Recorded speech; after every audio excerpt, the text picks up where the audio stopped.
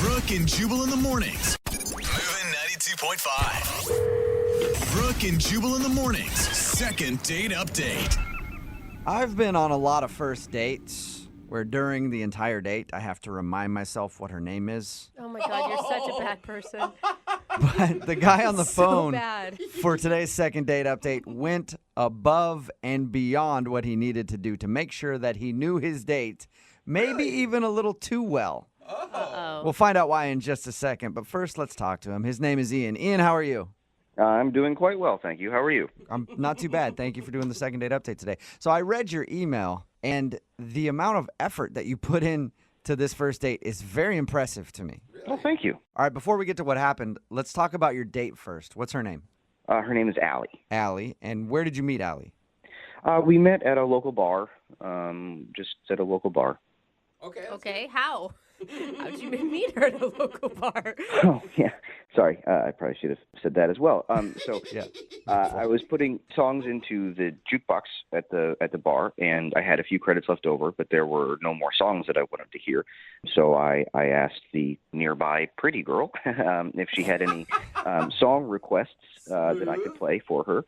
And then we just kind of struck up a conversation from there. You actually played her song? Pretty cute. Oh, of course, yes. Oh, I would have rather you been like, that's a terrible suggestion. Whatever. But hey, what's your name? I love that that's your first initial thought, and mine is, oh, if they get married, that will be their first dance song. Oh, that is cute. Well, no, probably not. She had me play Pour Some Sugar on Me. Oh.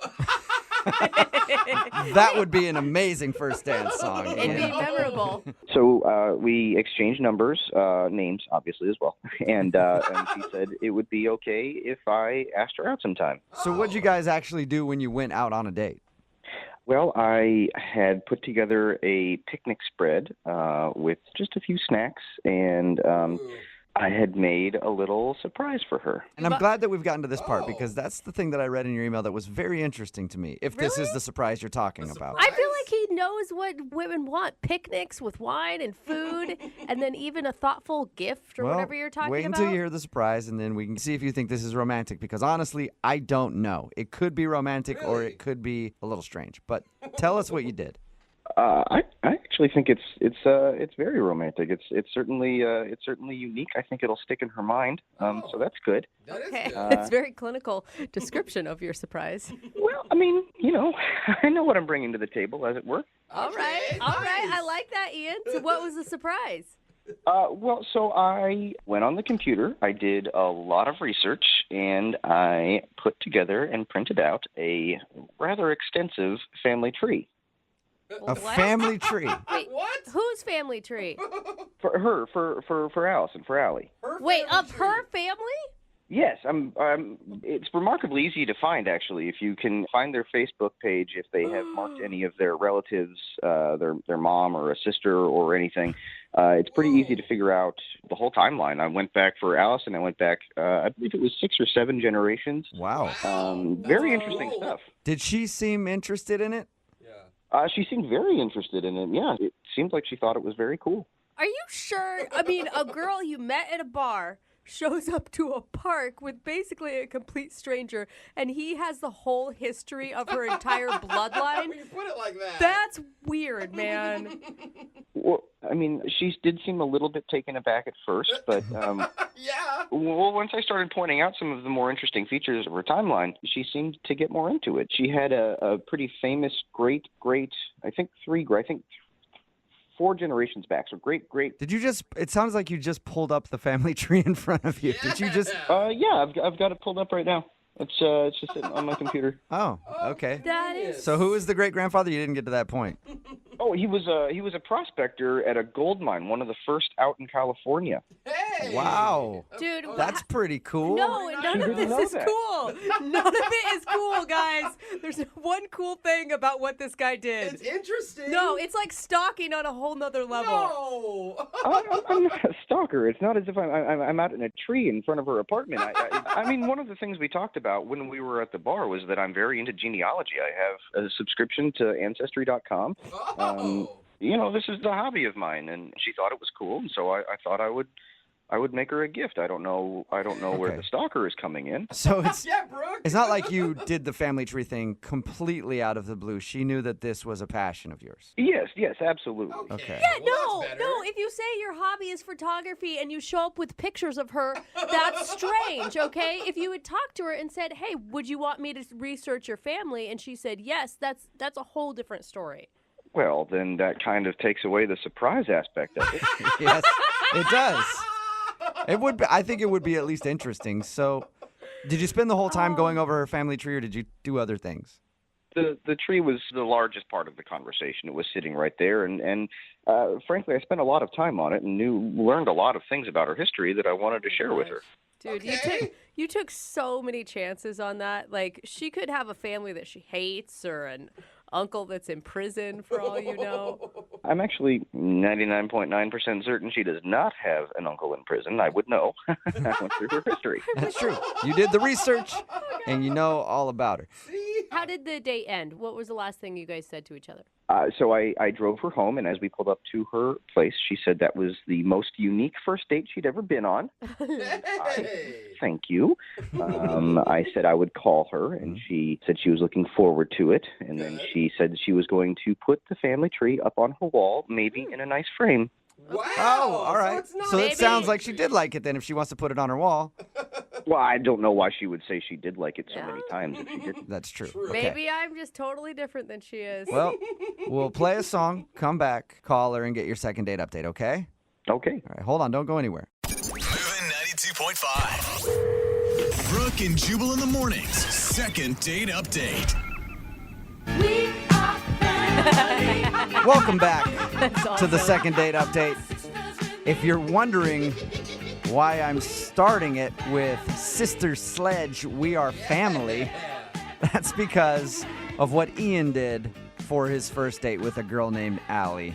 It's probably one of the most creative things I've ever heard anybody do for a first date. Definitely the most work I've heard a lot of people put into a first date. He actually made her a family tree. He got her name from Facebook, found some of her family members, went online. I guess he's a big enthusiast of this kind of thing. He does it for all his friends and family and stuff like that for Christmas and gifts. And he decided he was going to make her a gift, a family tree for their first date. He thinks that she was impressed by it and really liked it.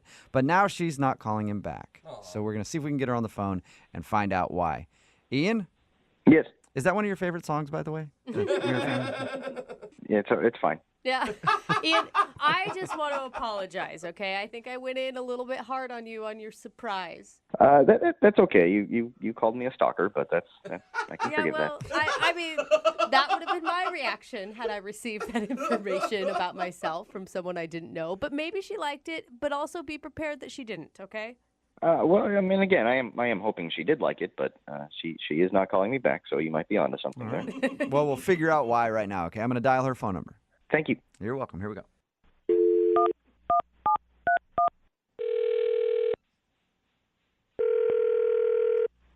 Hello, Hi, I was looking for Allie.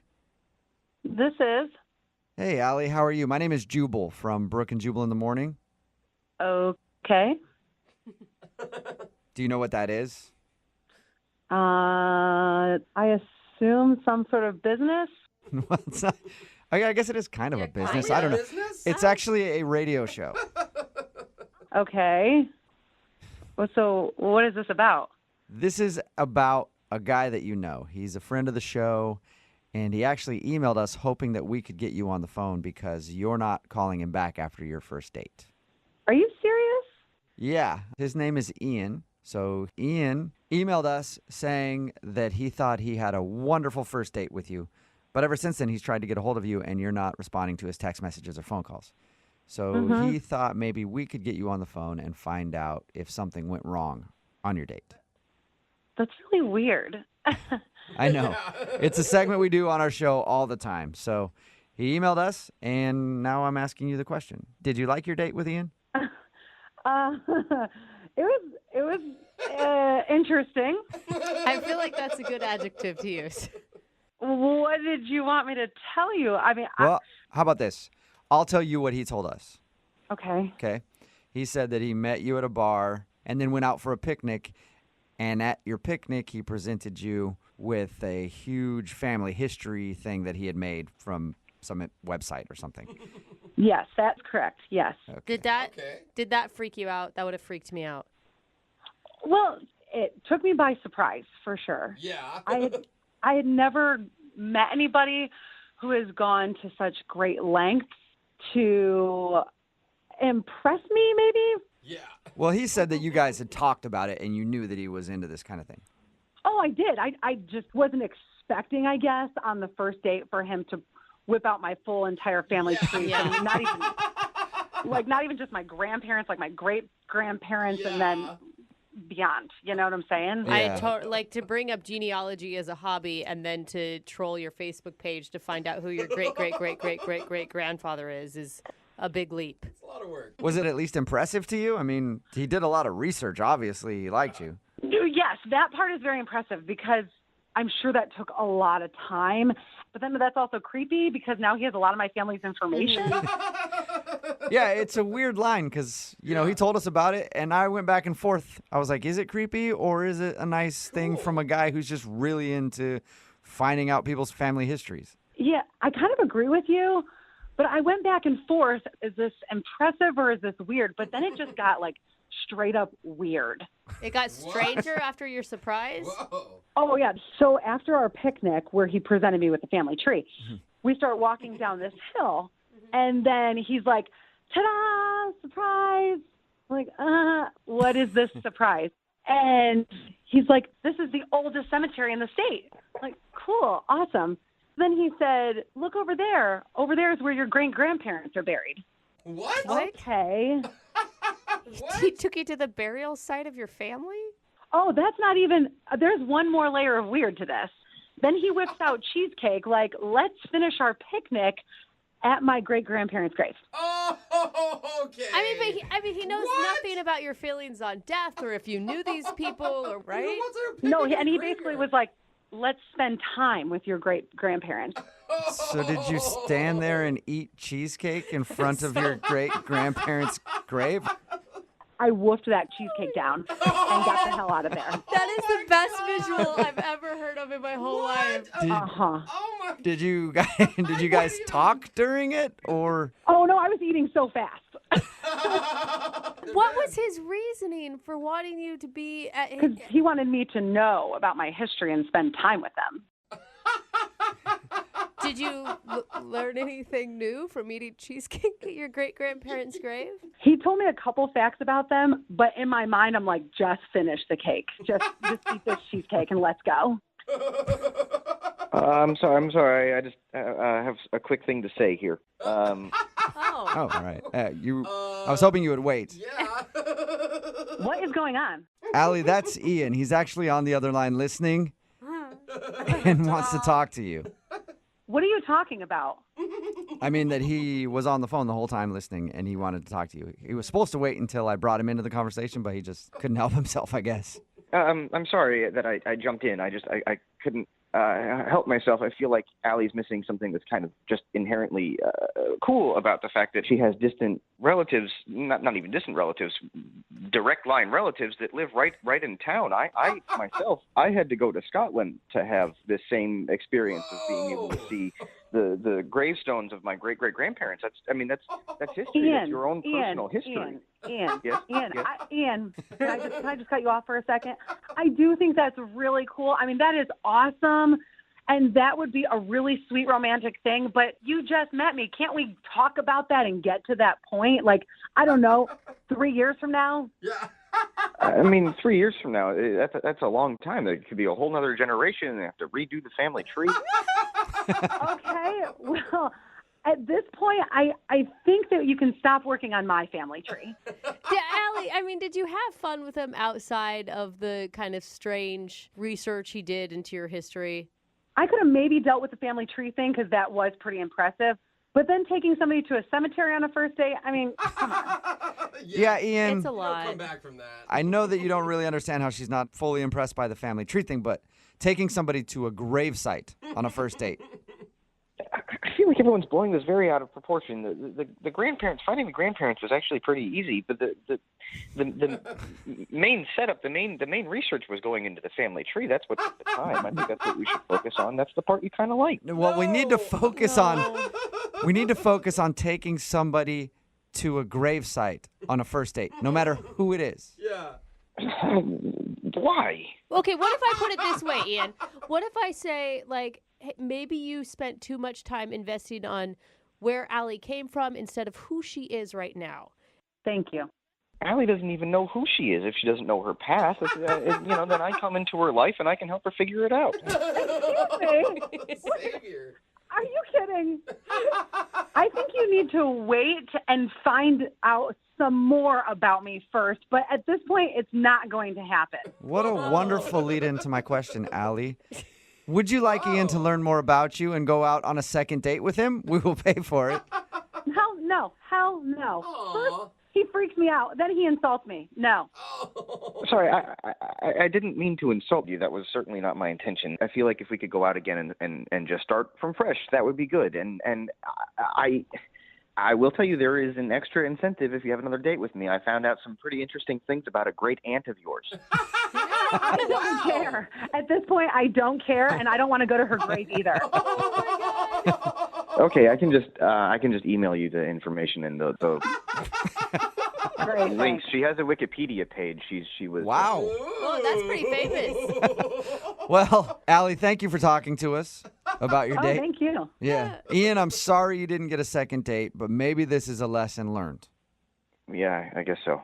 Yeah. And what's that lesson? Don't ask people out on a first date. They're going to be ungrateful about research you do. Oh, my God. Ian. Brooke and Jubal in the morning. Brooke and Jubal's second date update. Everybody knows that the way to a woman's heart is car humor. What? And that's how Roger, the guy who's on the phone to do a second date update today, says he scored a date with Marissa, the girl that he wants to call. He said he used car humor. I don't even know. I don't really know what that means. That's Okay, just what his good. email said, so hopefully we can get an explanation. Roger, what exactly do you mean you scored a date with her using car humor? Well, just that. I made a joke. I figured she's at a car show. She likes cars. I like cars. I made a joke. Okay, you met her at a I car see. show. Yes. All Okay, right. and I have to know, what was your car joke? Well, it's nothing great, but it worked for her. She was standing next to this 1970 Dodge Charger. It was a gorgeous car, but she looked so good next to it. I almost missed the car completely. But I just said I got to talk to her, so I went up and I started some small talk, and I said, I'm rebuilding a car just like this, but all I've got so far is a steering wheel. Oh, That that's was it. actually cute. I would fall for that too. I mean, I know it's lame. It's Lame but it, good. But apparently it worked, right? You guys it went worked. out. It worked. Okay. Exactly. We started talking. Yeah. You Awesome. sound charming enough to pull it off. Well, I don't look it. It would have worked better on the phone. So is the date that you want to talk about at the car show, or did you guys end up actually going out? No, yeah, the car show went great. The actual date was that weekend at a concert we went to. Oh, you even took her to a show. I did. She was down. She said she wanted to go to a show with me. Okay. Okay. And how did the show go? It went great at first, but I have to be honest. I showed up at her house on my bike, of course. Wait a minute. And- Did you say on your bike? Yes. Like a motorcycle? No, bicycle. Okay. You showed up on a bicycle. Yes, I lost my license. It's been many years ago. It's just something I'd rather not get into. But anyway, yeah. Did she know that you were going to show up on a bicycle? No. Okay, listen. First problem. I mean, I think the bicycle's fine if you give a girl a warning, especially if you meet a man at a car show. You'd assume that he's going to come pick you up, I don't know, in a car. I mean, I understand what you're saying, but I figured we had some good connections, some good common ground, that it wouldn't be a big issue. So what were you going to do? Put her on your handlebars and take her to the concert? Well, I'm a gentleman, okay, so obviously I thought, okay, well, if she drives us, I'd be a gentleman. I'd pay for parking. I'd pay for the tickets to the show, drinks, whatever she needed. I wanted to do that, at least since she was driving. Okay. Oh, yeah. Okay. Did you ask her beforehand to drive, or did you just show up like, hey, you got to drive us? I asked her if she could drive, but she didn't know I was going to show up on a bike. Okay, so she thought you were just being like, hey, you want to drive? Because, that'd be cool. Right. Okay, Right. but she kind of had to drive. She had no choice. Right. All right. And so the car ride to the concert was not awkward It was then? no. Like I said, it was more humor and more common ground. It was kind of everything that you think about when you think about, hey, I just met this person and we're together going to a concert. This should be a good time. It was perfect. Okay, so she didn't seem bothered by the fact that you showed up on a No, bike. not at all. That's cool, actually. Sounds like a cool chick. Yeah. Well, that's what I thought, yeah. And so how was the show? Well, now we come to the crux of it. It was going good at first, and I was really digging the music. She seemed to do that as well, and then she kind of said she had to go to the bathroom, and so I just kind of found, someone to talk to, and a few minutes go by, nothing, didn't see her, so I kind of checked around, didn't see her. So I guess it was 10, 15 minutes. I'm not sure exactly how long, but I finally got a text from her that said, she didn't feel good and that she went home, and, of course, my gut reaction was, okay, I understand, but now I have no ride home. I was going to say, how did you get home from the concert? My bike is at her house. Yeah. I mean, So how'd you get home? I took the bus. I had to take the bus. What did you say to her? What did you text back? Well, at this point, I'm still assuming she's fallen sick. I don't want to offend her. I'm kind of offended myself that she didn't offer to at least ride me home. So I didn't say much. I didn't want to. I still thought I had a chance. Maybe she just felt sick. So anyway, Yeah. I took a bus, got my bike, and I let her be. Oh, you didn't knock on the door or anything when you No, got... I let her be. I didn't know. I didn't know how sick she was. Okay. Have you let her be since the date, or have you tried to call her a few times? No. I made some text message advances, if you will. I made some more car humor that seemed to work the first time. I figured it would work again. God, Okay.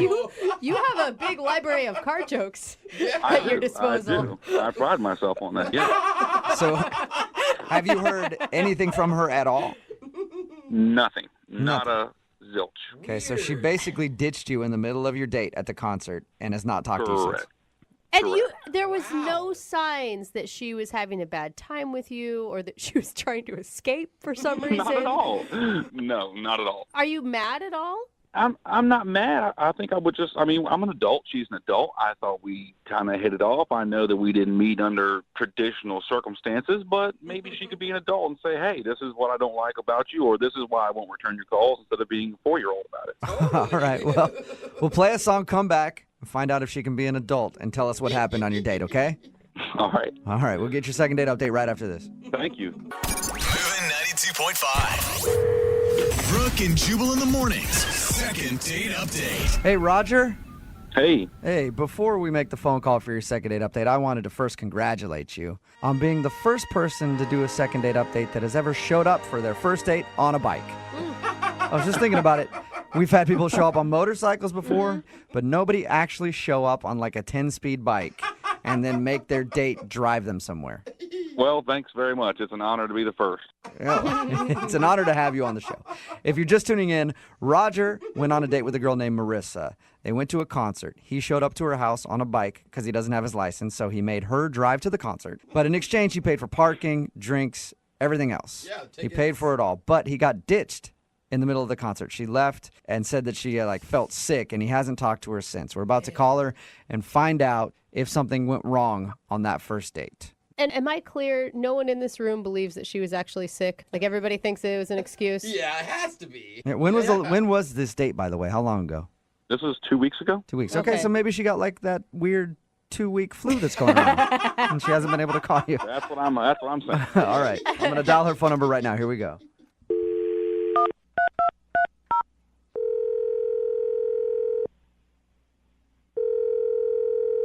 Hello? Hi, is this Marissa? Yeah, speaking. Hi, Marissa. My name is Jubal from Brooke and Jubal in the morning. Seriously? Yes. How are you? Yeah, I know you guys. You do? Oh, awesome. How you doing? I'm doing pretty good. Nice. How about Good. Nice to meet you. you? You as well. Have any idea why I might be calling you today? Well, I guess there's probably a lot of reasons you could be calling. Well, I'm calling you today because somebody emailed us for a second date update. Oh my God. Have you heard second date updates before? Oh yeah, totally. I listen to them all the time. Never thought that I would be on it though. Congratulations. How many dates have you been on in the last, 2 weeks? 2. 2, okay. And of those 2, was one of them named Roger? Yes. All right. Well, Roger would be the one that emailed us for a second date update. Yep, I bet he did. Oh, really? He told us that you ditched him he said that you said you got sick, but we're all assuming that you ditched him in the middle of a concert. Yeah, was it that subtle? Dude, that's not cool. You were his ride, man. You can't just leave somebody stranded. Yeah. I know, I'm usually a good person, but, this is bad, you guys. I don't know what he told you, but I would love to tell you the true story. Really? Okay, so tell us what happened. So, I don't know if he told you this, but we met at a car show. So, I'm pretty surprised when he shows up to my door on a bicycle. He actually told us that. He said that he showed up on a bike and asked you to drive to the concert. Oh, okay, he told you that. What else did he tell you? He told us that, and he told us that you guys went to a concert, and then that you ditched him, pretty soon after you got there. Mm-hmm. So he didn't tell you anything about the car ride to the concert? No, nothing. Are you serious? He didn't say anything about the car ride and what he told me? No, he didn't. He actually said that you guys had a nice conversation on the way there. Yeah. Well, we have very different definitions of a nice conversation. So what happened in the car then? So we're in the car and we're driving, and he was talking about how expensive drinks at the concert were. So he wanted to stop at a liquor store on the way and pick up a 6-pack and have me smuggle it in my purse into the concert. And you weren't down with that? No, I said no. I didn't want to get caught and kicked out of the concert. Yeah. And beyond that, when I told him no, he called me a wet blanket. You do sound a little straight-laced when you're so adamant against smuggling beer in. Well, you just meet someone, and let's be honest, it was not a small venue. I've been there before. They check purses. I knew it wasn't going to work. What's the point? So he insulted you after geez, just trying to save some money on beer, you wet blanket. Yeah, totally. But it's almost I'm driving. I'm trying to go with the flow of the night. We're going to go to a concert, and it's cool. So I'm trying to, be open and brush it off a little bit. Yeah. But then we get into the concert, and, it's about 15 minutes into the show. Things haven't really built up yet. And he tries to pick me up and crowd surf me, hand me off to another person. What? Yeah, no one else is doing this yet. I just met this guy. He doesn't know me. It's not like I was do it. Help me, I'm trying to picture this. So he just got behind you and tried to lift you up? And then hand you off? Yeah, I was like, what are you doing? I freaked out. Who crowd surfs anymore anyway? I don't know. Is crowd surfing still a thing? I think so. So at that point, I was a little annoyed, but I was, trying to let it go. And then the final straw comes, right? Uh-oh. So he tries to get me to flash the band. No! Yeah. No way! Did you say to How? flash them? Yeah. What did he say to you? He was like, hey, show the band your Are you serious? Why? He kept telling me it would be hilarious if I showed the band my boobs. I was like, yeah, okay, I'm gonna fall for that one. Thanks, buddy. Is that when you left? Yes, I said I had to go to the bathroom, and I just went straight for the exit. I thought about calling a friend, getting a second opinion, but no, I was just out of there. Oh my gosh. He sounded so charming and lovable when we talked to him. I'm shocked by this information. Yeah, he sounded that way at the car show to me too, but Dr. Jekyll, Mr. Hyde, man. Show me your boobs. You know that he's actually on the other line listening to this conversation and wants to talk to you? Oh, yeah, I know. Okay, you do know the second date updates. Roger? Yeah, hey. Hey, man. Marissa, really? Did it take this to discuss it with you? Let's go over this. So what was the first turn off for you? I mean, Bicycle and me driving. Oh my gosh. okay, all right. So I have a troubled past. I feel like you were a grown up, you were adult. Maybe you understand. Hey, I'm moving on. Oh. Wait, you're I don't want to talk about it. You're talking about adulthood when you're the one that's telling her to show the band her boobs? Okay, Good well, point. on that particular note, I thought it would be cool that if she showed the band her boobs, then we could maybe get like a backstage pass. I would really impress Marissa. It would bring us Okay, but that's not impressing me if I'm the one doing the work. It's the same thing as, like, smuggling the It's a six-pack in. collective. Okay, It's a you date, paid Marissa. It's a $8 collective for effort. beer, but I have to put my life on the line for going into the show or not? It's not putting your life on the line. It's having a little fun, Marissa. You need to lighten up a little bit, live a little bit. I mean, you smuggling beer. Everybody smuggles beer. Put it in your purse, your socks. I don't care, your hoodie. Okay, maybe that was an overstatement, but come on, man. You've never been to that venue before? They were checking everything. It was just a stupid idea. Marissa, do you even hear what you're saying? You're talking like somebody who doesn't know how to experience life to the fullest. I mean, you're going to stay there Okay, if you don't lighten up. Maybe your definition of living life to the fullest and mine are a little bit different. And why wouldn't you be? You have socks. You could smuggle beer yourself. Why does she have to do it? She's a gorgeous female. She can get away with a lot more than I can. Oh, my God. Okay, thank you for the compliment. I appreciate that. But, like, beer aside, there were so many other things wrong with the date. Marissa, I just feel like if you loosen up, live a little bit, have a little fun, we could have another date and we could have a good time. I just feel like you were too tight-laced. It's her fault. Now it's her fault, yeah. It's her fault. She was sticking God, away. show him some nipple, Marissa. What's your problem? Objectify Exactly. yourself a little Thank bit you. for some backstage passes. Amen. I was being sarcastic. Listen, if I'm really that boring, why do you want to go out on a date with me again? Because you're at a car show. Most girls don't go to car shows. So, boom, right there, you're my material. Oh, my God. Yeah, and I thought you were my material, too, but you don't even own a car. But he's got car ouch. jokes for days. I have a car, Marissa. It's a nice car. I just can't drive it, okay? Well, Marissa, would you like to go out with Roger again? We will pay for a second date. Pay for the Uber. No, I'm not up to being told how boring I am for another date. It's probably a good call. Marissa, if you had done the things I told you to, you would have had the time of your life. It wouldn't have been boring at all.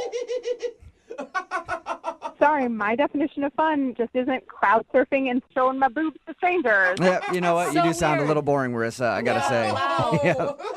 Sorry, Roger. No second date, man. Come on. Marissa, thank you for listening and thank you for telling us what happened on your date. I appreciate it. Oh, my pleasure. Sounds like it. Roger, good luck in the future. I'm sure you'll be able to find a nice lady who will let you show her boobs to strangers. Exactly. That's what we need more of in this country. Oh, my God. Yeah, what else is Support boobs you good for? 100%. Brooke and Jubal in the morning. Text in at 78592 says, I'll go out with Roger. I have a 6-pack of beer in my purse right now, and I'll flash anybody. Sounds like there's somebody out there for everyone. Talking about today's there is. second date update. If you missed it, this dude, Roger, wanted to call Marissa. They went to a concert together, and she actually ditched him because he called her a wet blanket because she wouldn't sneak a 6-pack of beer into the concert inside her purse. Then he tried to pick her up and make her crowd surf. She wasn't into that. And then the final straw was when he told her to flash the band because he thought it would be funny, and then she just left. Yeah. And when we got her on the phone, they talked about it, and he still thought that she was being way too uptight. Wow. And God. she just did not want to go out with Roger again. And he just sounds like a guy that never stops. Yeah, he sounds Like, annoying. Yeah. Oh. Remember, if you want to do a second date update, just email the show, and we will call the person who didn't call you back. It actually really bugs me. Like, I've been with girls that'll be like, fudge, and I'm like, just say the word. I just say it. I don't like that at all. I won't. So go you've with never her. met any girls at church, is what you're saying. Not really. No. It's a second date update. If you want one, remember, you can email us, brookandjubal at moving925.com. We have Matt on the phone right now. Matt, how are you? I'm good.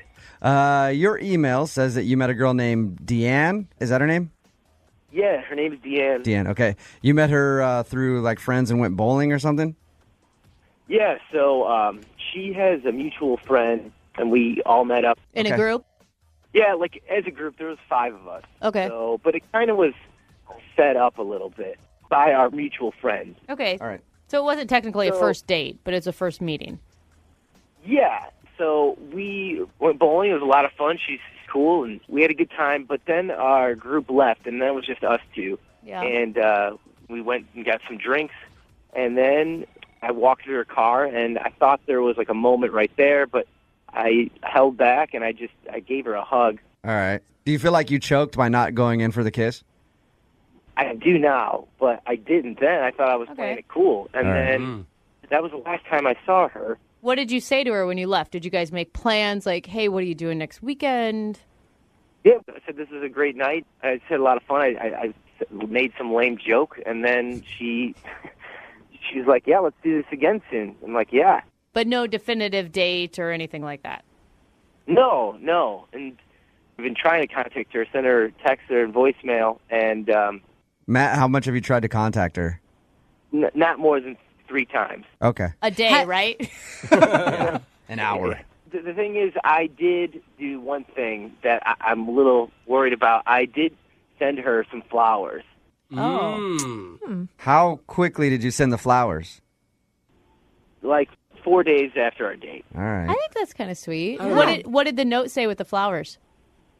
I said I had a great time. I was a lucky strike, something stupid like that, like Okay. a real lame bowling joke. I called her one time after that, and she didn't respond. I left a voicemail, and I don't know. All right. I think I know what it is. She's deathly allergic to roses. Great job. She would have called you back, but all right. in the hospital. Yeah. Matt, okay, we're going to put you on hold, play a song, and when we come back, we're going to give her a call and see why she hasn't gotten back to you, okay? Cool. Moving 92.5. Brooke and Jubal in the mornings. Second date update. All right, we got Matt on the phone with us. Matt went out with a girl named Deanne. They went out on a group date, met through friends. He sent her flowers 4 days after the date when they hadn't talked. It's kind of sweet. Yeah, it might be a little too soon, though. I feel like that's a little too soon, but you guys, both Brooke and Lydia, said it was sweet. So What kind of flowers were they? Can I ask? Yeah, well, they were roses. Yeah, see, Red that's- roses? Yeah. I would have probably gone with a wildflower bouquet if I were you. But, you know. carnations. Just Some no, chrysanthemums. never carnations. Don't Really? ever give a girl carnations. Why, is that because old ladies like carnations? No, because they're cheap and they're stupid. Yeah, no, they're awesome. Okay, hate 'em. flowers say Yeah, a lot. geez. Sorry. Wow. Again, I'm glad I'm not Brooke's husband. All right? Imagine him coming home with some carnations. Get that out of my face. It's so effing cheap. God, you're an idiot. Come into this house with some roses or don't come back at all. All right. Sorry, Matt. I like tulips. We're going to call Deanne right now, Matt. See if we can get her on the phone and ask her why she's blowing you off, okay? Yeah.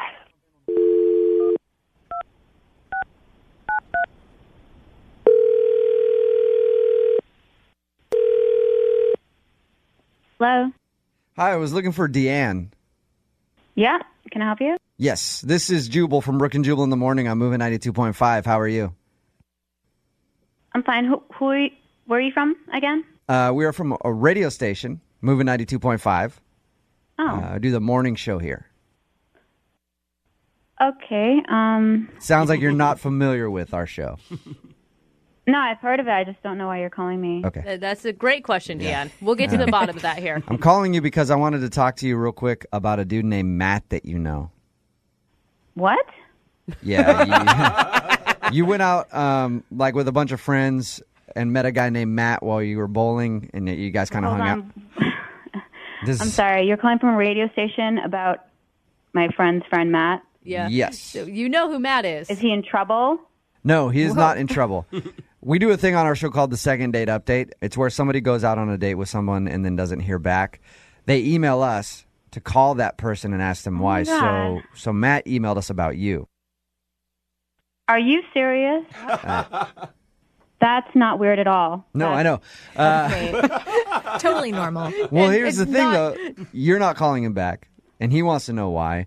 And as a last He wants resort, to know why. he emailed us to call you. So we are calling you on his behalf. And the question is, why aren't you calling Matt back? Like, first of all, like, I feel like it's a self-explanatory question. I mean, you're calling me from a radio show about my friend's friend who I didn't even really go out with. We just hung out in a group, and he wants to know, like, this is exactly the kind of thing that would make someone not want to call someone. I think Okay. this is really super weird. Valid point, Dina. He told us that you guys went bowling, and he also told us that he sent you flowers like 4 days after the date. Yeah, how much else did he tell you? Did he tell you my social security number? Does he have that information? No. We will get that from you later, though, okay? No, but that's pretty much what he told us, is that This you is crazy. I know it's weird, but he told us that you guys went bowling and that he sent you flowers. Was the flowers too much? Is that why you didn't call him back? Yeah, I mean, this is a person who I do not know. Okay, I met him for the first time. We were all hanging out in a group, and I had a good time. It was cool. But then I get flowers at my house. I never gave him my address. I never told him where I live. Oh. That is really creepy. Okay, he didn't tell us that he sent them to your house. Yeah. Well, where did he send them? To the post office, and they just kind of figured out, oh, where's Deanne? Deanne. Where's Deanne? You're like Madonna. They can find you anywhere by just your first name. Yeah, I have no clue. Seriously. I don't know how he got this information. Like, I did a search on myself online. I'm like, oh my God, is my address somewhere? Like, what's happening? Deanne? Where did this information come from? Yes? I know someone who can tell you how he got that information. Matt is actually on the phone with us right now. Matt, say hi to Deanne. Hi, Dan. Hi. I know this sounds really weird. I didn't realize how creepy that gesture of me giving you flowers without getting your address. Oh my God. Can you put the other guy on the phone? I mean, did I not just tell you guys this guy is doing weird stuff and you put me on the phone with him? Yeah. What is this? We kind of set her up with a stalker is what it sounds Yeah. No. Matt, let Matt explain himself, and we can't call him a stalker right away. Deanne. Yeah, but I don't know about that because Matt said that he liked me and then he sent me flowers to my house without. Why don't we hear Matt out though, Deanne? We've already got you on the phone for this long. Why don't you at least listen to what Matt has to say? Fine. Look, I apologize if that was a creepy move or something. I talked to Kim, and Kim gave me your address. I thought it was something kind of romantic or not even just a nice gesture. Yeah, Kim, your friend Kim. She's so pissed at Kim now. I know. I thought we had a lot of fun, and I just wanted to try to maybe go on another date with you. And didn't we even talk about how we have so much in common. We like to keep things casual, blah blah blah, and then this is not casual. Deanne, Matt said he thought you had a moment at the end of the night. Was he totally off? I mean, yeah, we had a moment where I thought he was going to kiss me, and I was like, he is not trying to kiss me. That's the moment that we had. No, because I liked him and everything, but it wasn't even really a date. So Right. I mean, they say you don't want to be slutty and kiss on the first date. I mean, it wasn't even a date. So what would that have been? No. Yeah. Deanne, you just felt like Matt was putting on the full court press a little too much. Yeah. Okay. What'd you do with the flowers when you got them at your doorstep? I gave them to my sister. Oh, wow. No, I could have thrown them away. I didn't want them. They were beautiful. They were. But, I was Matt, it sounds like everybody thinks you're a crazy stalker. Are you? I'm really not. No, Okay. no, I'm not at all. Look, I won't call you, contact you. I'm sorry. This is embarrassing, and I feel really bad. And I mean, you're making me feel bad, too, but it's kind of weird that you just said you won't call or contact me, but you want to go on another date. Wow, Deanne. Deanne, okay, hey, at the end of these second date updates, we offer to pay for you guys to go on a second date. Matt obviously wants to go out with you again, Deanne. Do you want to go out with Matt again? You guys know how to pressure people. I know, Deanne, but listen, he all he did was send you flowers, which most girls would like that gesture. I would say double check that that's really where he got the I address just need from. to check with him that that's what happened, If he got the address from your friend, you'll go out with him again. If he got the address from Kim and not from some weird other means, then... Deanne, don't take this the wrong way, but you sound like you're kind of a high-strung person. So maybe you just overreacted. Yeah, maybe a little bit, but I just wanted to make sure, though. I just need to make sure. That's valid. All right, well, you can give her that. Matt, I think that we've learned an important lesson here today. I think actually every guy that's listening can take note here. Don't buy girls flowers. That is not the lesson, Jubal. What I've learned from this. I'm taking Yep. note. No. Yep. All right, thank you. Brooke and Jubal in the morning. Brooke and Jubal's second date update. Business conventions are good for 3 reasons. 1, you get to learn new techniques about whatever industry that you're in, maybe help you increase your business. Number 2, the sex. And then number 3, the sex. What?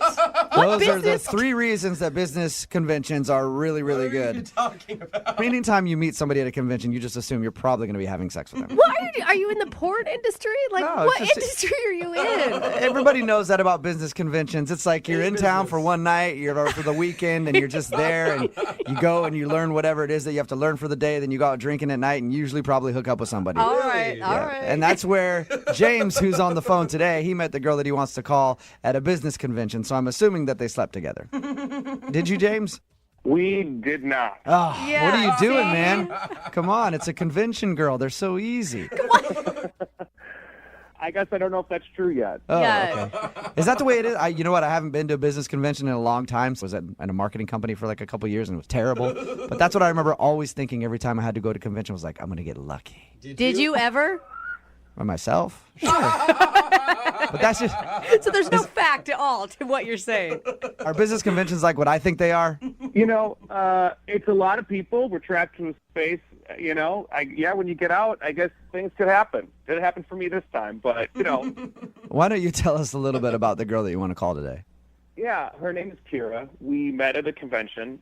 Really? I come in out of town. Interesting. You met at a convention? Yeah, Odd. we met at this convention. Shock, right? I come in from out of town every couple of weeks. That's where I met her, and we just kind of hit it off. Have you ever seen her before, or?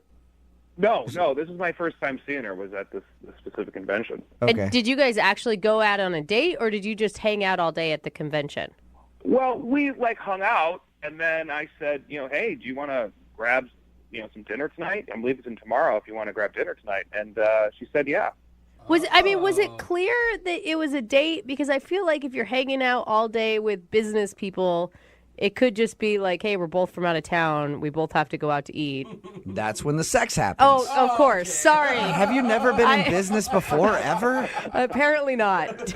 I mean, she knew that this was more than a dinner date. And, honestly, I was kind of hoping that we would end up having a little bit of sex maybe at the end of the night. Yes. There you go. I actually knew that already because I read your email, and it says at one point you started actually asking her about getting physical with each other. What? Yeah. After a few drinks, I did. That sounds so awkward to me. Well, I mean, we're having a couple of drinks, and I felt comfortable. I felt like she was comfortable too. So it wasn't. I guess looking back at it, it was not the kind of move I should have made. How did you approach that with her, though? What'd you say? I was just like, how about I got my room key. Hotel's right next door. I was trying to be sly, and it was not sly. What did she say to you back? She kind of got a little uncomfortable and was ready to go, and I felt awful. I'm a human, and I offered to walk her back to her hotel, and she said no thanks, and got a cab, and I just went back to my place, and I tried to reach out. I did because I felt bad, and I haven't heard from her. What'd you do by trying to reach out? You text her or call her? Yeah, sent her a text. That seems to be the easiest way to get a hold of her, and I haven't heard anything. I think the problem was that you actually asked her to go to your hotel. Everybody knows the way you approach that is you just slide your room key across the table and wink 3 times. So gross. Lesson learned. And then you go, and then she'll just pick up on that hint. I mean, all joking aside, I really, really liked this girl. And I mean, that's why I wrote in, because I want to try to make this happen, Okay, so do you want to apologize to her for being maybe a little too forward and then ask her for a second date?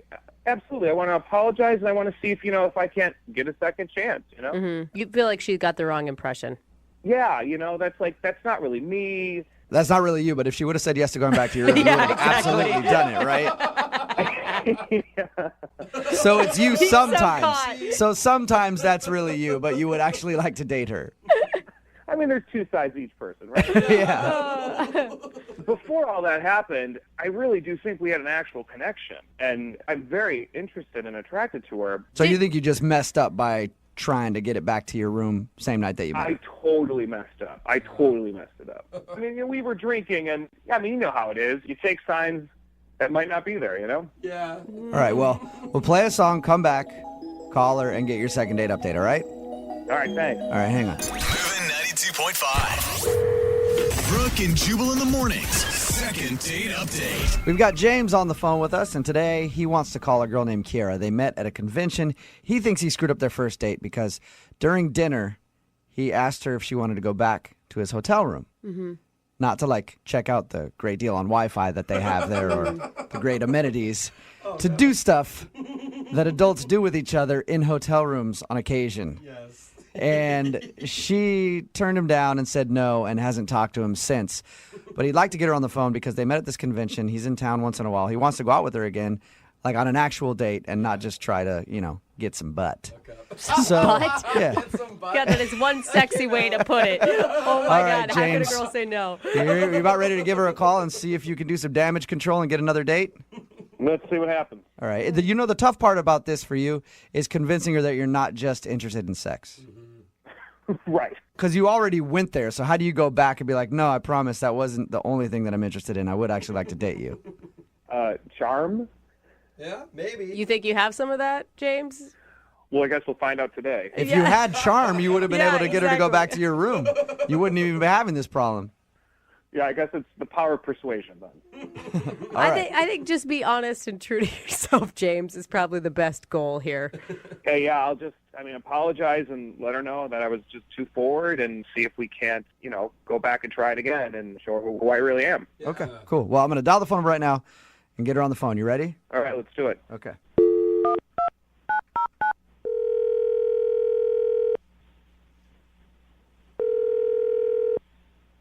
Hello? Hi, can I speak to Kiara, please? Speaking. Hi, Kiara. This is Jubal from Brooke and Jubal in the Morning. How are you? This is who? Jubal from Brooke and Jubal in the Morning. Jubal. I'm sorry, I don't know who this is. Okay. I'm calling from Brooke and Jubal in the Morning. It's a radio show. Okay. One of our listeners recently emailed us about you, asking if we could get you on the phone. Someone wants me on the phone? Yeah, sort of. We do a segment on our show called the Second Date Update. It's basically if you go out on a date with somebody and then blow them off, they email us and ask if we can get you on the phone and ask if they did something wrong. Who would do that? His name is James, and you recently met him at a convention. God, really? Yep. James emailed us and asked if we could get a hold of you because you're apparently not answering any of his text messages. Did you like James at all?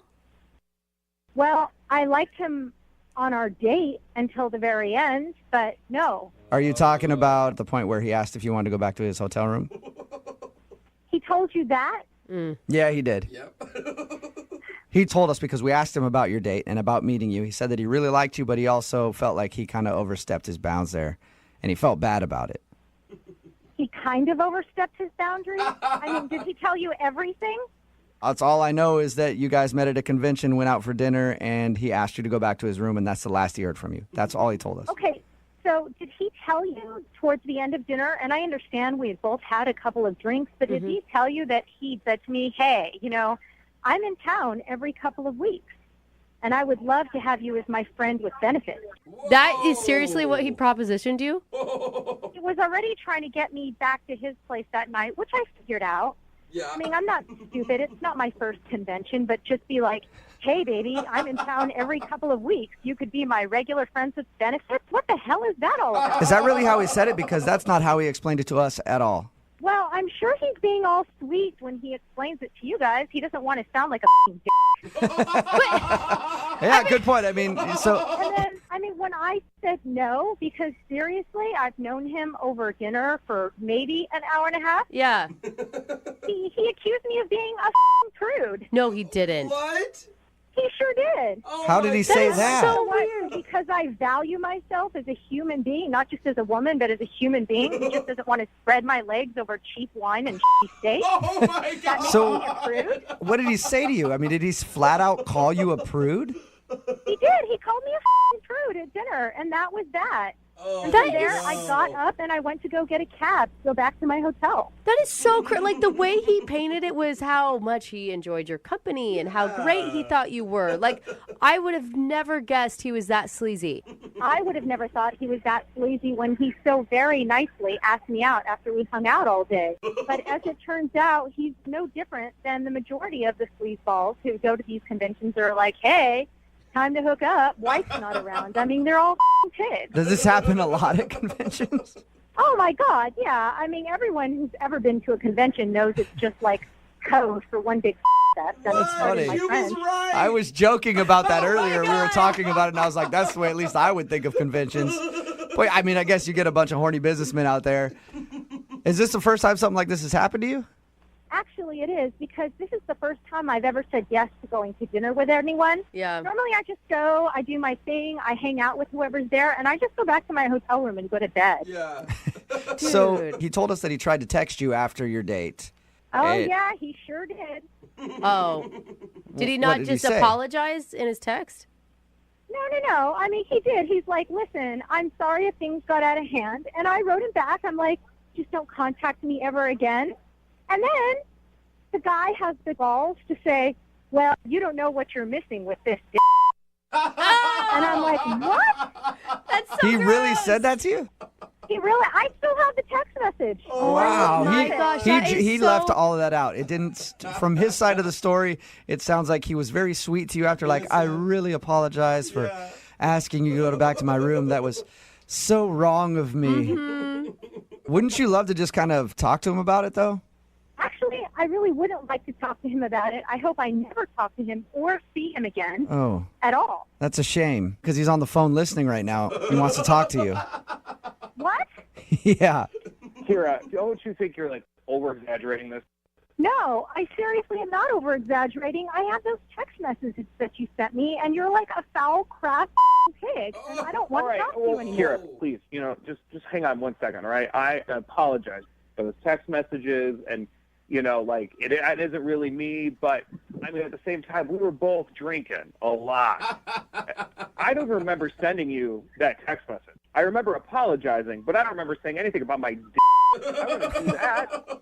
I thought it was just another piece of proof of what a disgusting pig that you are, that I saved it, showed it to all the women that I know that are going to the convention in a week to make sure that they didn't as much as even say hello to you. That's so awesome. But you know what? You were the one that went out with me. Didn't you just say that you knew that's what these conventions were all about, and yet you came out to dinner with me? You can't place this all on me. What? I went out to dinner with you. I didn't go back to your hotel room with you and then suddenly become a prude. There's a big difference, honey. Learn it. Well, but here's the deal. You got me going. We were there together, and then all of a sudden you're going to walk away? That sounds like a prude to me.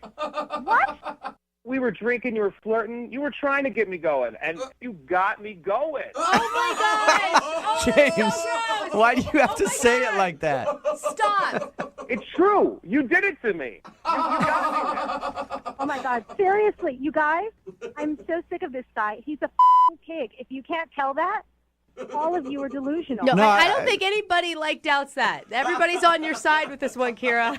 Once I heard the phrase "got me going" Oh, God. a few times in there, So I'm on board. Hey, Kira, regardless, would you like to go out with James again on a second date? I'd love to pay for it. No. Huh. No? Hell no. What if we don't get him going as bad on this date? Oh. I would sooner go out with my dog. Yeah, whatever, you prude. You need to learn how to throw your signals out. Yeah. Yeah, it's definitely Kira's fault. Go get a prostitute next time, honey. Well, you know what? There's another convention coming up. I'll see what I can do. Now you guys got me going with that whole prostitute thing. And when you got me going, you got me going. Brooke and Jubal in the morning. They always say don't mix business with pleasure. That's why I always wait till I'm out of work to pleasure. What? And Josh is on the phone today, and he accidentally mixed some business with pleasure, and now he's out of a date opportunity and out of a job. What? Whoa, that got serious. What's up, Josh? Yeah, kind of frustrating. Oh, I bet. So tell us about the girl that you want to call today. So this girl I met, her name is Callie, Uh-huh. and she was a client of mine. I'm a dog walker. I walk 11 or 12 dogs a day. I don't mean to laugh at that. When you say client, I think of like some huge business firm somewhere. Well, for me, they're a big client. They're a big deal to me. Yeah. for No, sure. that makes sense. I have a feeling if you Continue. lose like one client when you're a dog walker, that's a big hit to your business. It can be, but they tend to come and go pretty frequently. You never know. Okay. Yeah. So your email said that she was a client of yours and now she's not talking to you? Yeah, so basically the story is she found me online, and she lived pretty close to me, just a few blocks away, which is great for me. And before I sign her on as a client, I go over there to meet the dog and meet her and exchange keys and everything. So that's how I met her. Okay. And you were Okay, like, and- you know what? Before I walk your dog, you and I should get a little intimate and get to know each other first. You got to get to know the owner before you can take care of the dog. I try not to do that with every client, you know. Did you want to ask her out immediately? You know, I was attracted to her, but it's not really appropriate for me to be asking out clients, so that didn't even really cross my mind. I was just like, oh, she's really nice. This is great. So how'd you guys go out then? So I'd been walking her dog for maybe a week, and just hadn't been that long.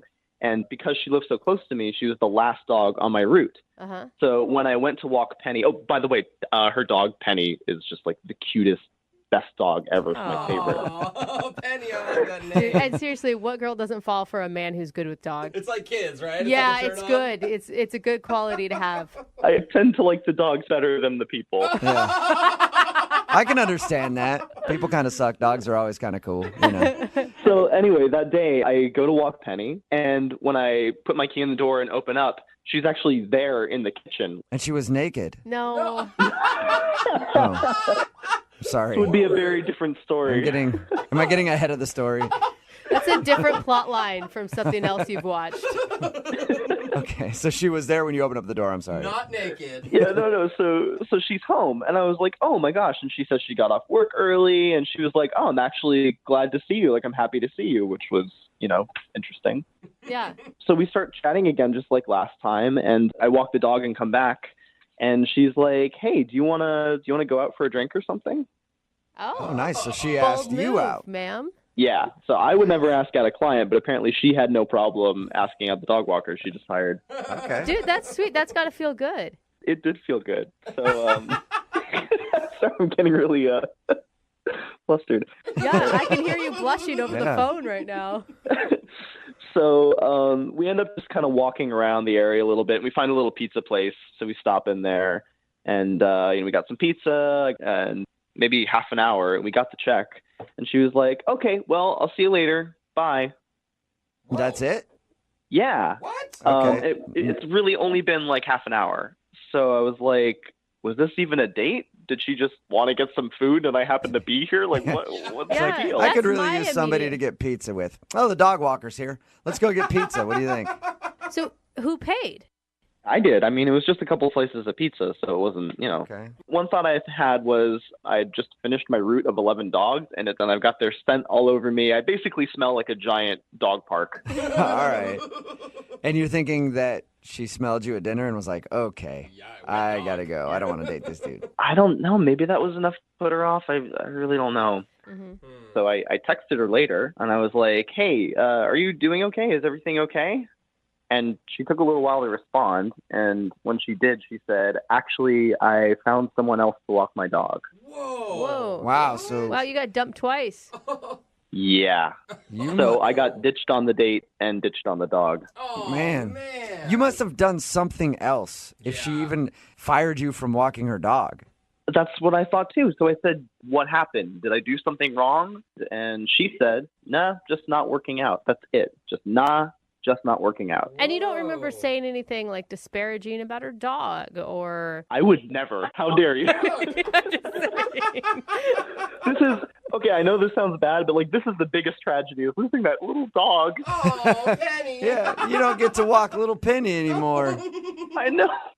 It actually kind of chokes me up. Well, maybe you should just cruise by her house and check on the dog. No, that that's could be weird. okay. I mean, I do still have the key. Maybe I could check in. Oh, creepy. Well, I've got a better idea. Instead of just showing up at her house and using the key to get inside, let's just do a second date update then, okay? Yeah, that's a great idea. Okay, cool. If the second date update doesn't work, then we'll go to the next level. All right? All right. We'll play a song, come back, call her, and get your second date update, all right? All right, thank you guys so much. Hang on.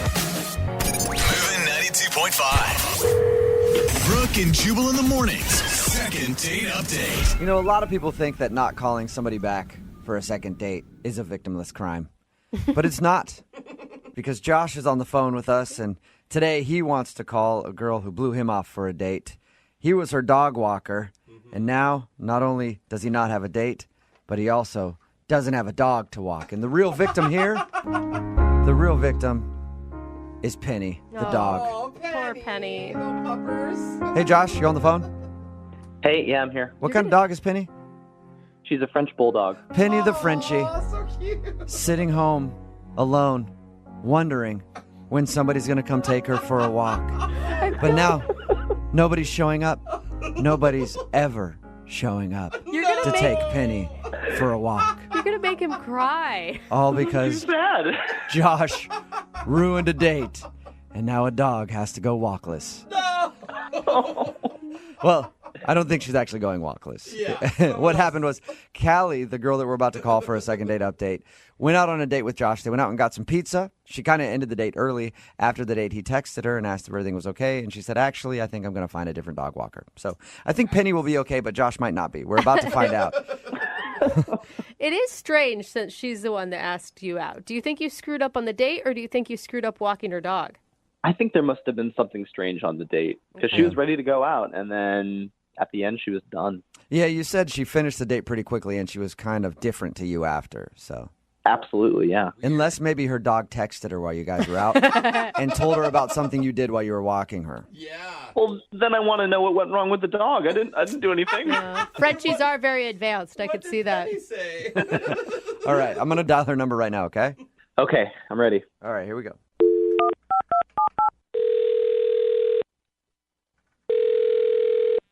Hello? Hi, is Callie there? This is she. Hey, Callie, how are you? My name is Jubal from Brooke and Jubal in the Morning. I'm good. Have you ever heard of the show before? The show? Yeah, Brooke and Jubal in the Morning. It's a radio show. Sorry, I haven't. What's this about? Well, it's about a guy that you went on a date with. I'm sorry, what? I'll explain. We do a segment on our show called the Second Date Update. So you recently went out with a dude named Josh. Okay, Right. this is weird. Yeah. And Josh listens to our show, so he emailed us asking if we could call you to find out if he did something wrong when you guys went out for pizza. Huh. Okay, well, I just don't think it's going to work out. Yeah, So he told us that. He's kind of concerned because he wants to know if he did something so bad that you wouldn't even allow him around your dog. I mean, I just realized he's not the kind of guy I want to be around, and really not the kind of guy I want Penny to be around.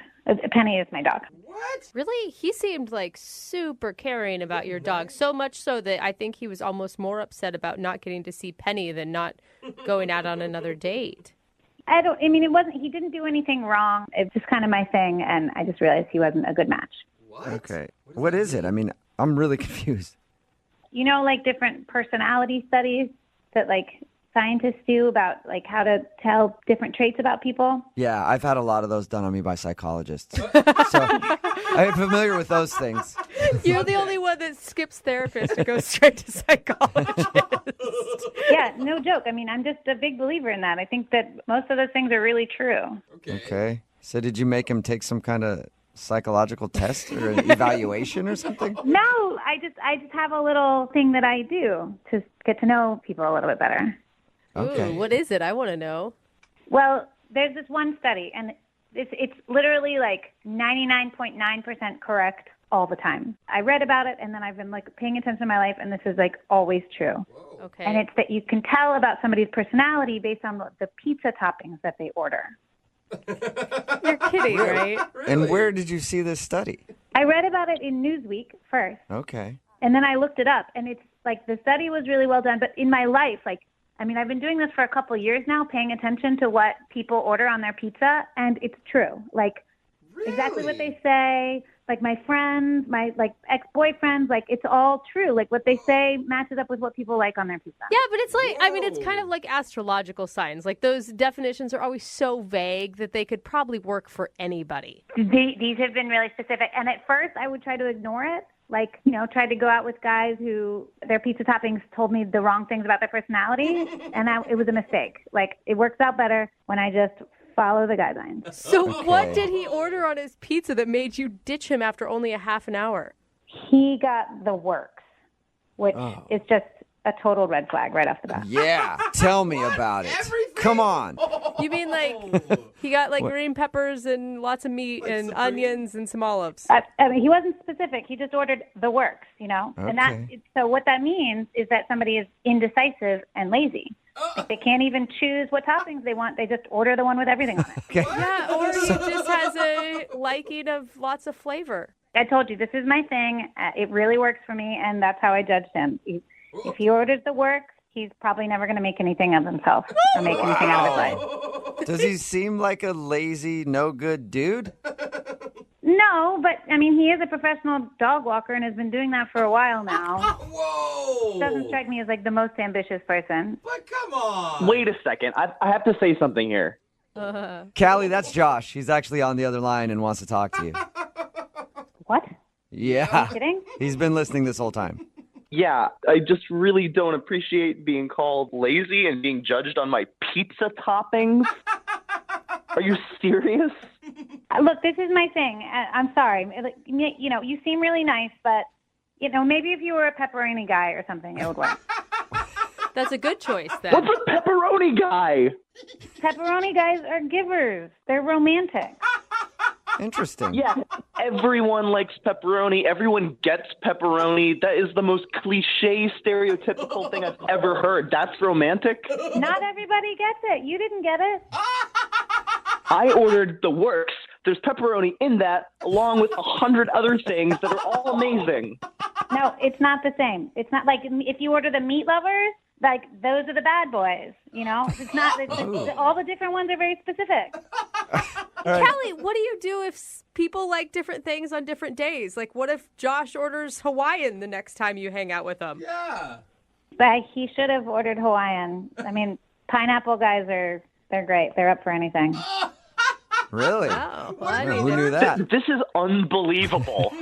Josh, I mean, I'm sorry you had to hear it this way, but I really think this is true, and it does reflect accurately. I mean, you're a dog walker. It doesn't seem like you're trying to do anything else with your life. For your information, if you'd bothered to ask anything about me on the date, you would have known that I'm studying to be a vet. Oh, see? Yeah, take See, that. this is the thing. The works guys, they're big talkers. They like to make big plans, but they have no follow through. Oh, he's lying. All right, you hear that, Josh? Based on your pizza choice, you're not going to accomplish your goal of being a vet. I'm sorry that you had to hear I'm it. telling you guys, it's really accurate. Callie, I feel like you're really going to miss out on some good people like Josh who like the works because you're stuck in this weird study that you read that sounds like it came from Cosmo magazine. You know, I've dated so many guys in my life, and this works better than anything else. Like, it works better than my own instinct. Well, Callie, would you like to give it another shot and see if maybe he'll order a different kind of pizza? Or if you have another food test that we don't know about, you could take him to that restaurant. Would you go on a second date with Josh? We will pay for it. I really don't think it's going to work out. And for him, really, I'm just kind of worried about his future. You're Wow. worried about his future. He's hopeless. You know what, Callie? This is really unfair, and I understand if you think I'm not a good enough person to date, but could you at least give your dog the benefit of having me as her walker? I think we really had something. You're really asking You for still that? want to walk her dog even after she said all that to you? I'm perfectly fine having a professional relationship, and I care more about the dog at this point. See, I think he's dedicated and going places, Kelly. I mean, wouldn't that be weird? Like, we went on a date, and now you know what I think of you, then you still want to walk my dog? Well, yeah, if you think I'm a guy who just has no ambition, is going nowhere, you'll know you have a secure dog walker for a long time. What do you think, Callie? How about this? No date, but you let him still walk your dog, Penny.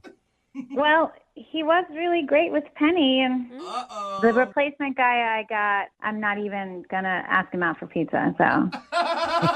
Must be a mushroom guy. He's not worth the pizza. Well, I don't even want to get to know him that well. and you guys really don't have to see each other, right, when you walk the dog? No, you can just show up and walk the dog. Josh, you still have my key, right? Yeah, I do, and I'll take really good care of Penny. Aw, see? Fine, but we don't have to talk, but you can definitely walk my dog. You're really good at it.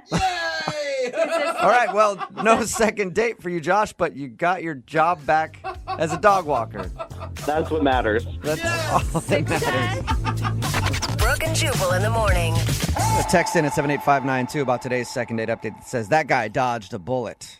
I don't think so. I think that he's lazy and unmotivated, and he's not going to do anything with his life. Talk about that in just a second, but real quick, I just wonder if you guys heard anything about my friends at Advocates Law. Oh, who are they? AdvocatesLaw.com, 206-512-3555. Who are they, you ask? Well, they can handle personal injury if you're hurt at work or something like that. But they also handle auto as well. Let's say you're in a fender bender and you're having trouble getting money from the insurance. Just give them a call, 206-512-3555. You don't pay anything to talk to an attorney, and you don't pay anything unless you win.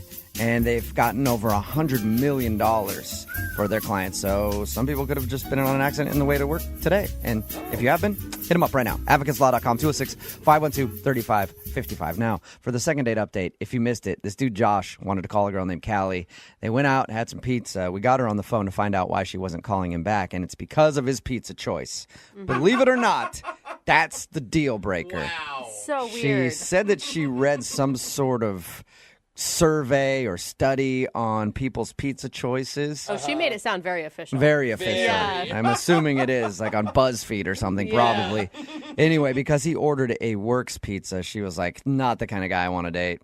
At all. Yeah, if you order the Works. She said he's like lazy and unmotivated and can't make decisions. No. She even went as far as to say that he wouldn't make it in his career that he wanted to have because of his pizza choice. So she didn't want to date a lazy loser that would order a Works pizza. Yeah, someone just texted it and just thought back on all my relationships, and everything she said about pizza was holding true. Okay. Maybe it is more true. I never thought about She said that she does this with all of her dates. She takes them out to pizza on a first date and then sees what they order and bases her decision on going out with them again based on what they order. If he ordered a pepperoni pizza, I guess he would have been okay. Everything would have been great. And she really liked pineapple dudes. I married a pepperoni guy. I'll tell you, You not did? very romantic, but an excellent choice in a partner. Okay, so Yeah. text in at 78592. What pizza choice won't you date? Okay. Let us know. Me, veggie. If she orders veggie, sorry, I'm out. Oh my gosh. Yeah. That's a healthy choice. Someone else texted in, I bet she orders plain pizza. Mhm. As if Plain, boring pizza. That is the insult, I guess. If you want a second date update, remember all you have to do is email the show and we will call the person that didn't call you back. We've been doing second date updates for a long time now. We've pretty much heard every single place you can meet somebody. But we haven't had anybody who's met on Instagram yet. You guys Actually, realize that? Met? Yeah. We've not done a second date update with people who've met on Instagram until today. Weird. That's how the girl that's on the phone for a second date update today met the guy that she wants to call. What's up, Amy? Hi. How you doing? I'm okay. I'm impressed. How did you even meet a guy on Instagram? It's pretty easy. Yeah, I've met girls. How did you meet guys? I feel like a lot of people meet guys on Instagram. Okay, I should rephrase that. How did you meet a guy that wasn't creepy on Instagram? There you go. That's a better way to say it. Okay. That's fair. I've gone out with some creepy guys on Instagram. So how did you meet this dude? Did he just hit you up one day and was like, hey, nice pics? No, he started following me on Instagram, and I had been, like, on his Instagram, like, liking his photos, but I wasn't following him yet. So then he started following me, and he would, like, comment on my stuff, and he was, I don't know, he seemed really, like, funny. Like, the kinds of comments that he would make, they were really, really clever. And he has the most beautiful eyes I've ever seen, ever. Can I ask, did you run in the same circles? Do you have friends of friends, or is this a complete stranger? This is actually a complete stranger. Wow. I am scared for you. That's my instant thing is like a guy's commenting on your Instagram page and you're willing to just meet him up. Hey, I do it all the time, Brooke. Yeah, it happens a lot, actually. No, but I mean, I didn't meet him right away. Okay. And like, I've been dating a lot of guys lately, and just for fun. Like, I'm young, and I'm not looking for anything serious. Like, not really looking to settle down. So I don't know. Sometimes I'll talk to someone on Instagram, and we'll go out for a few drinks, and it's like not anything serious. It's just fun. All right. So tell us about your date with Rick then. Well, oh God, see, that changed things. So Rick and I, like, we had talked for like a week or so before we met. So he seemed normal. I knew he seemed normal and super awesome. So we went and we grabbed drinks at a bar.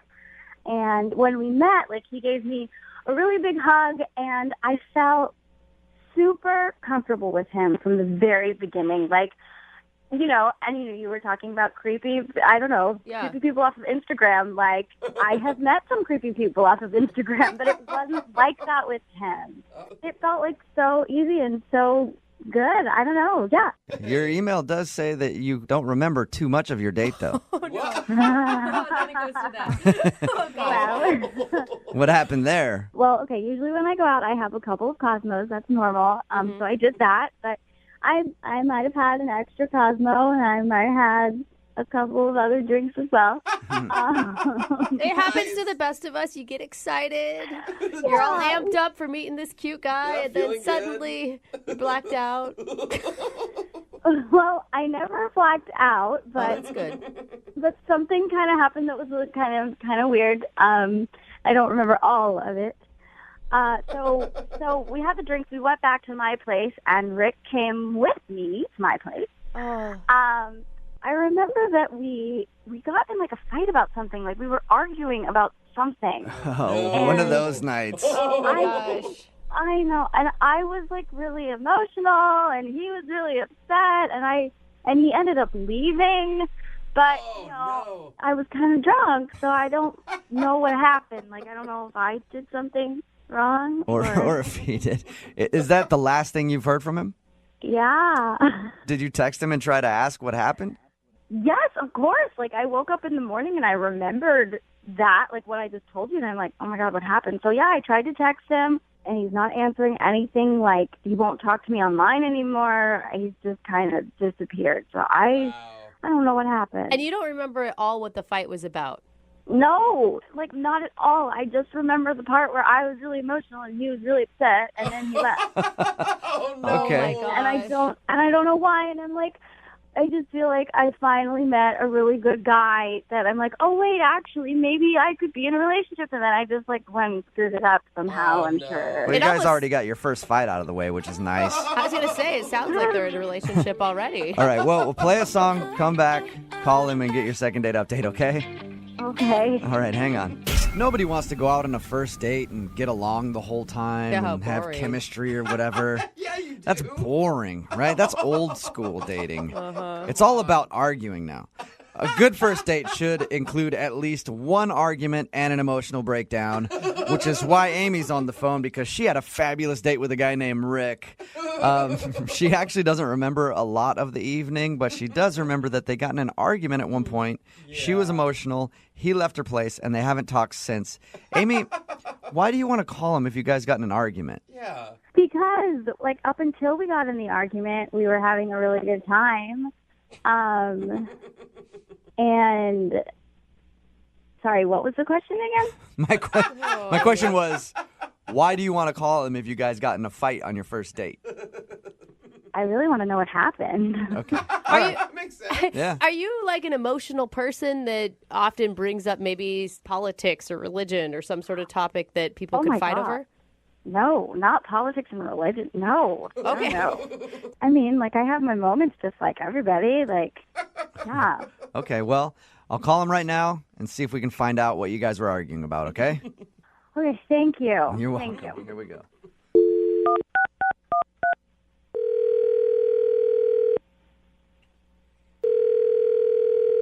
Hello? Hi, is Rick there? Yeah, this is Rick. Rick, how are you, man? My name is Jubal. I host the morning show, Brooke and Jubal in the Morning. Okay, are you serious? Yeah, man. How are you? I'm good. What's up? Well, I'm calling you today because I wanted to speak with you about a date you went on. A date I went on? Mm-hmm. What are you talking about? I'm talking about a girl named Amy that you met off of Instagram. Amy? Yeah. We do a segment on our show called the Second Date Update. Basically, it's where if you go out on a date with somebody and then end up not calling them after, they email us to see if we can get you on the phone and ask what happened. Oh, my God. So Amy has been trying to get a hold of you, but you're not returning any of her phone calls or text messages, so she asked if we could get you on the phone and ask what happened. Are you serious? Yeah, I am. You really want to know how my day went? I do. Even more than me, Amy wants to know because she says she can't really remember the last part of it. Yeah, well. She did tell us a little bit about the date and said you guys were arguing at some point, which is a great way to end a date, by the way. I thought it sounded really romantic. Lasting impressions. Yeah, no, yeah, it definitely was not romantic. So what was it? What were you guys arguing about? Do you remember? Yeah, I remember. I don't know if it's okay to talk about it on the radio. Like, I don't know if she would be cool with that or. Well, she kind of has no choice because she agreed to do the second date update, so she wants to know. All right. So I went over to her place, and we were making out in her bathroom. And Your bathroom? That's yeah, in her bathroom. Okay. Just kind of like where we ended up. And things were getting hot and heavy, and, at one point my shirt came off.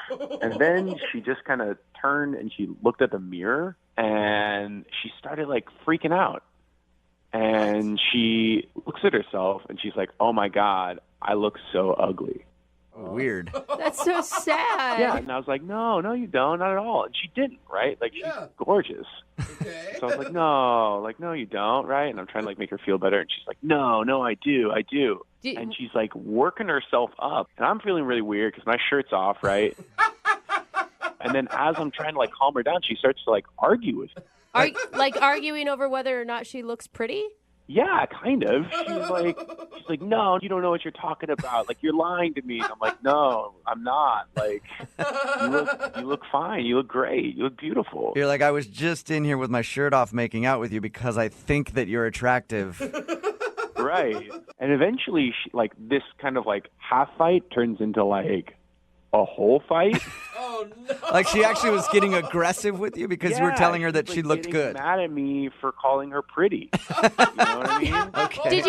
Did you think at first she was just fishing for compliments and then it took a weird turn? Yeah, I mean, kind of. I thought that, because, like, sometimes girls get down on themselves, but, like, this was way beyond anything that I've ever seen before. She was just out of control. And so finally she's just like, you know what? Like, get out. What? Oh, my God. Yeah. She kicked you out for calling her pretty is what you're saying.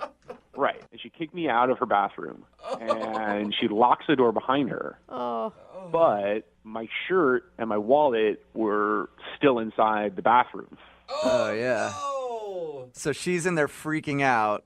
So did you like going ballistic, and she's like sobbing in there, and I'm like, can I get my shirt back, please? Oh, I just want to give her a hug. How long did it take till you got your shirt back? I didn't get my shirt back. Oh. She just opened up the door at one point and then threw my wallet at me and told me to get the out. And I just ran home topless. That sucks. All right, well, that was an interesting evening for you. Any chance you'd ever talk to her again, ever? I don't think so. I mean, it was just a little too crazy for me. Oh, that's unfortunate because she's actually on the phone listening to this conversation. What? Yeah, Amy, are you there? Oh, my God. I don't remember that, like, at all. Oh, Amy. Did that seriously happen? Did I seriously cry and then kick you out of my apartment? You've been listening the whole time that I was talking? Yeah, and I, like, don't remember any of that. Like, are you serious? Did I kick you out like that? Yeah, you did all of that. It was... You don't remember anything? No. Oh, my God, that's so funny. Wait, Amy, you think that's funny? You're not mortified by that? No, it's, like, kind of hilarious. Like, did you hear that story? That's so funny. So it doesn't bother you that you were freaking out because apparently you didn't think you looked good that night and he thought you were pretty and that pissed you off. I mean, I think I was just, like, having a moment, I guess. Like, sometimes I have a moment. Like, it's totally me to just, like, have a moment, but then it's fine. Like, you didn't have to leave. You didn't have to leave. I got What do you mean I over it. didn't have to leave? You threw my wallet at me and then you told me to get the out. Like, you said those words. Oh, my God, I was drunk. We were having fun. Oh, my God. I don't know, Amy. I wasn't having fun. Yeah. If I was at your place and you threw something at me and said, get the F out, I would think that I would have to leave at that point or I would be in trouble with the law. I don't know. Okay, wait, but Rick, did you, like, get a video of this at least? Oh, my gosh, Amy.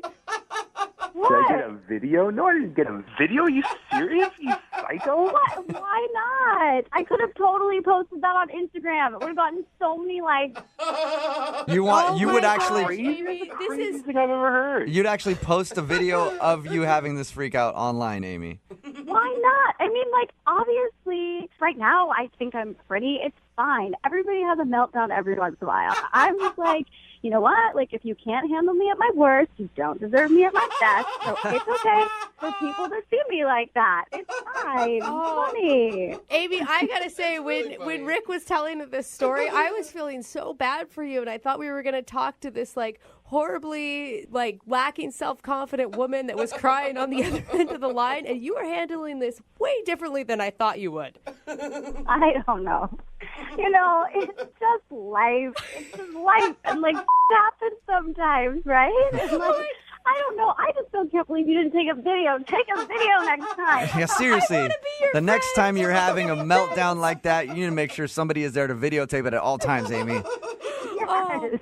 Amy, Well, then, would you guys like to go out on a second date? Rick, I will pay for a second date. No, hell no. You might get a viral video out of the deal. This has not happened to me on a regular basis. Like, girls that I'm with don't have freakouts and then kick me out of their place and then steal my shirt. Well, it sounds to me like you're not really living. I just feel like everybody has these kind of moments, okay? And, like, I know that was probably a little much, but, like, if you knew me better, you would know that even though I was freaking out and I told you to leave, I wasn't really serious. I didn't really mean it. Like, I know that. And just because that happened, I don't think that it means you shouldn't go out with me. Like, you should still go out with me. I'm really fun. And, like, we could obviously have really great stories. See? Like, come on. You know what? Fine, as long as I can end this conversation right now, as long as we can finish this up. So if we can finish the phone call here, you'll go out with her again. No, I'm not going to go out. Are you crazy? So which one is it? You're confusing me. I can't tell when you're serious and when you're not serious. You're harder to read than she is. I want to end this conversation. I don't ever want to see her again. I'm fine. Thank you, Amy. You seem like a lovely girl. You're really, really hot, but you are crazy. Brooke and Jubal in the morning. It's not often that a girl freaks out on a guy on a first date, kicks him out of the house pretty much naked, and he has to run home. And then all of our listeners are texting in at 78592 going, I'll go on a date with her. She sounds awesome. I'm talking about today's second date update. This girl, Amy, wanted to call a guy named Rick. He wasn't calling her back after they had a drunken night of fun. They went back to her house. It turns out that while they were at her house, they got into an argument because she was in the bathroom looking at herself in the mirror and said that she was ugly. And he was trying to tell her that she's not ugly, and he thinks that she's rather attractive. And that made her even more angry. Yeah. And she kicked him out of the house after a huge argument on a first date. But she still wanted to call him. We got him on the phone and found all that out. And she was a very good sport about it. Most people would be kind of embarrassed, but she's like, that's just who I am. Sometimes I have freakouts, and you have to deal with it. She couldn't stop laughing, and she was like, why didn't you videotape it? That is YouTube gold right there. At least she embraces it, right? I feel like she needs a reality show. Like, she is the perfect person for Yes, that. she is. We got a text in at 78592 that said, I thought Amy was awesome and handled that amazingly. Yeah. Until she asked him if he took a video and said, OMG, like that would have gone so viral. It would have gotten so many likes. Priorities. Another text in at 78592 that says, I'm screaming in my car. That was the best second date update ever. They didn't agree to go out again because Rick is a bore and can't handle Amy. That's what I'm thinking. Right? Yeah, he hates just, total freakouts on a first date. I don't Yeah, know what he his doesn't problem like that. is either. Remember, if you want a second date update, all you have to do is email the show, and we will call the person who didn't call you back. Today's second date update is a little different from the others because the girl that's on the phone to do a second date update today has actually had 3 dates with the guy that she wants to call. What? Oh, that's breaking the rules. I mean, come on. Normally the rule is 1 date and that's it. Yeah. Not 3 dates because that's kind of more of a relationship type Yeah. thing. And that's not a second date update. That'd be a 4th date update. But I went ahead and I talked to the girl and she offered me $1,000 cash if we would do the second date update for her anyway. And you know what? Rules are meant to be broken sometimes. So, Kate, you will have my PayPal request in just a little while, okay? Yes, I'll get it right All out right. to you. You didn't know this second date update was going to cost you $1,000, did you, Kate? Well, I didn't, but I mean, I hope it's worth it. I swear, when you hear the story, you're going to understand why. Okay, so your email said that you've been out on 3 dates with this guy, and now he's just stopped calling you. Tell us a little bit about him. Okay, so his name is Andrew. Uh-huh. It sounds really cheesy, but we were doing like a volunteer charity event, and we met there, and we were working together, so we just had a lot of time, to like hang out and talk and stuff. And, we had a connection, and he asked me out on a date, and since then, it's just kind of been like a whirlwind. You know what I mean? Like you're super into him and you see this going into like relationship status? Yeah, I mean, obviously not like right now at this moment because I'm calling you for a reason. But no, it was definitely like I felt like it was headed in that direction. Yeah. What did you guys do for your date? Dates plural. So my first date, it was actually really romantic. We went on one of those dinner cruises, which I probably would have hated if it was someone that I turned out not to be attracted to. But we had so much fun, Like if I needed to be trapped on a boat with anyone, that would be the person that I would want to be trapped on a boat. That's actually a good idea for guys to take girls on a dinner cruise date for the first date because there's nowhere to go. Yeah. But it does say that he was like really into you because if a guy is going to devote that much time and energy into a first date, he's obviously wanting to impress you. Yeah. Screw time and energy, just cash. That's not a cheap date at all. Okay, so you went on a dinner cruise. That's cool. What'd you do for your other dates? Yeah. The next date, we went on one of those like wine and tasting events like at a bar, which was, like super casual and it was fun because there were other people there. And so we got to sort of like spend more time in a group of people and see what that dynamic is like. And it was really fun. And then my third one was so sweet because I was really stressed out at work and I think I had mentioned it like a couple times in conversation. And so he booked us a couples massage. What? That's like relationship status stuff. Yeah. So we definitely like took our relationship to the next level after that. And I'm, like starting to feel emotionally connected to him and putting in, feelings and effort and time. And since then, it has been complete radio silence. That's weird. That is totally weird. To put that much effort into all those dates. I know. And by effort, you still mean money, don't you? Pretty much. But I mean, you don't buy somebody a couples massage if you don't care about them. Absolutely. No, I mean, I wouldn't spend that much money, and I just can't believe he's like spent that much money for just a hookup. Right. Like, that seems like a lot of work. That was the first night you guys hooked up after the couples massage? Yeah. So he stopped calling you after the first night that you hooked up? Yes, I know. It's like textbook. I know, but the lead up is so confusing because it's, everyone's been in the hookup situation before, whether they like intended to or not. You know what I mean? And it usually doesn't have that much buildup. Usually someone doesn't put in that much time and effort and then go completely off the grid. It sounds like he was doing all that just to get in your pants, No, if I'm being honest. Well, it does if he's doing all Seriously? Would you do that much? I wouldn't know, but a lot of guys would. I mean, if he's putting in all that effort and then stops calling you the moment that you guys hook up, sounds like that's all he wanted. Yeah. I don't know. I also, like, in my head, I'm kind of like wondering, was he like just getting out of a relationship and did he fix things? Did he go back to someone? And like all of it is totally like if that were the case, life happens. Some kind of answer, just some kind of conversation telling me what happened. That's where my mind goes to. I think, did you stay the night at his house? Yeah. What was it like in the morning? It was really nice. It wasn't like hookup. You know what I mean? It's when it's a hookup. You're a woman. Like you've been there. No, most women don't know when it's a hookup. I'll tell you that much. I totally disagree with that. No. I disagree too. With No, that too. most don't know. That's why there's clingy women who will text you after and think they're in a relationship when they're not. It happens all the time. I'm sorry. I think she's right. I think the majority of women know when a hookup is just a hookup. I completely agree. Okay, well, maybe the guy's a player and he's really good at it and you don't know. If that's what he's doing, he's really good.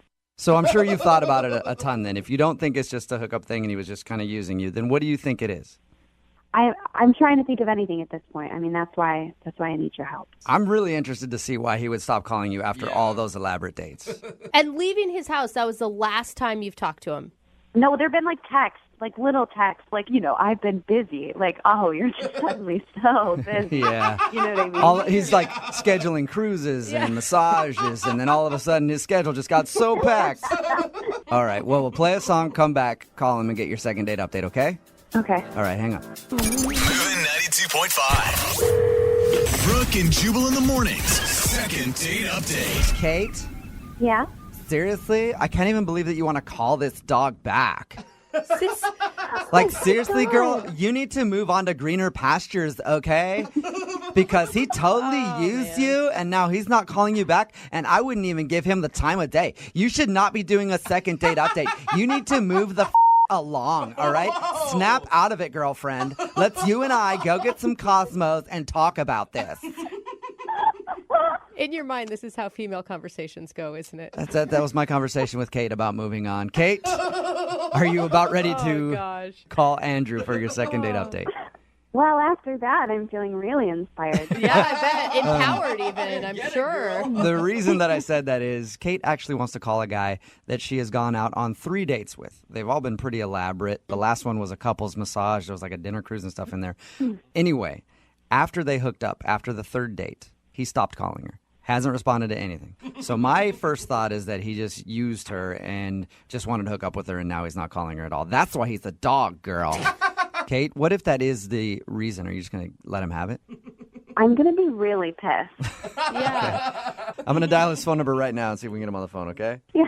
Okay, I'm dialing the phone number. Oh, my God.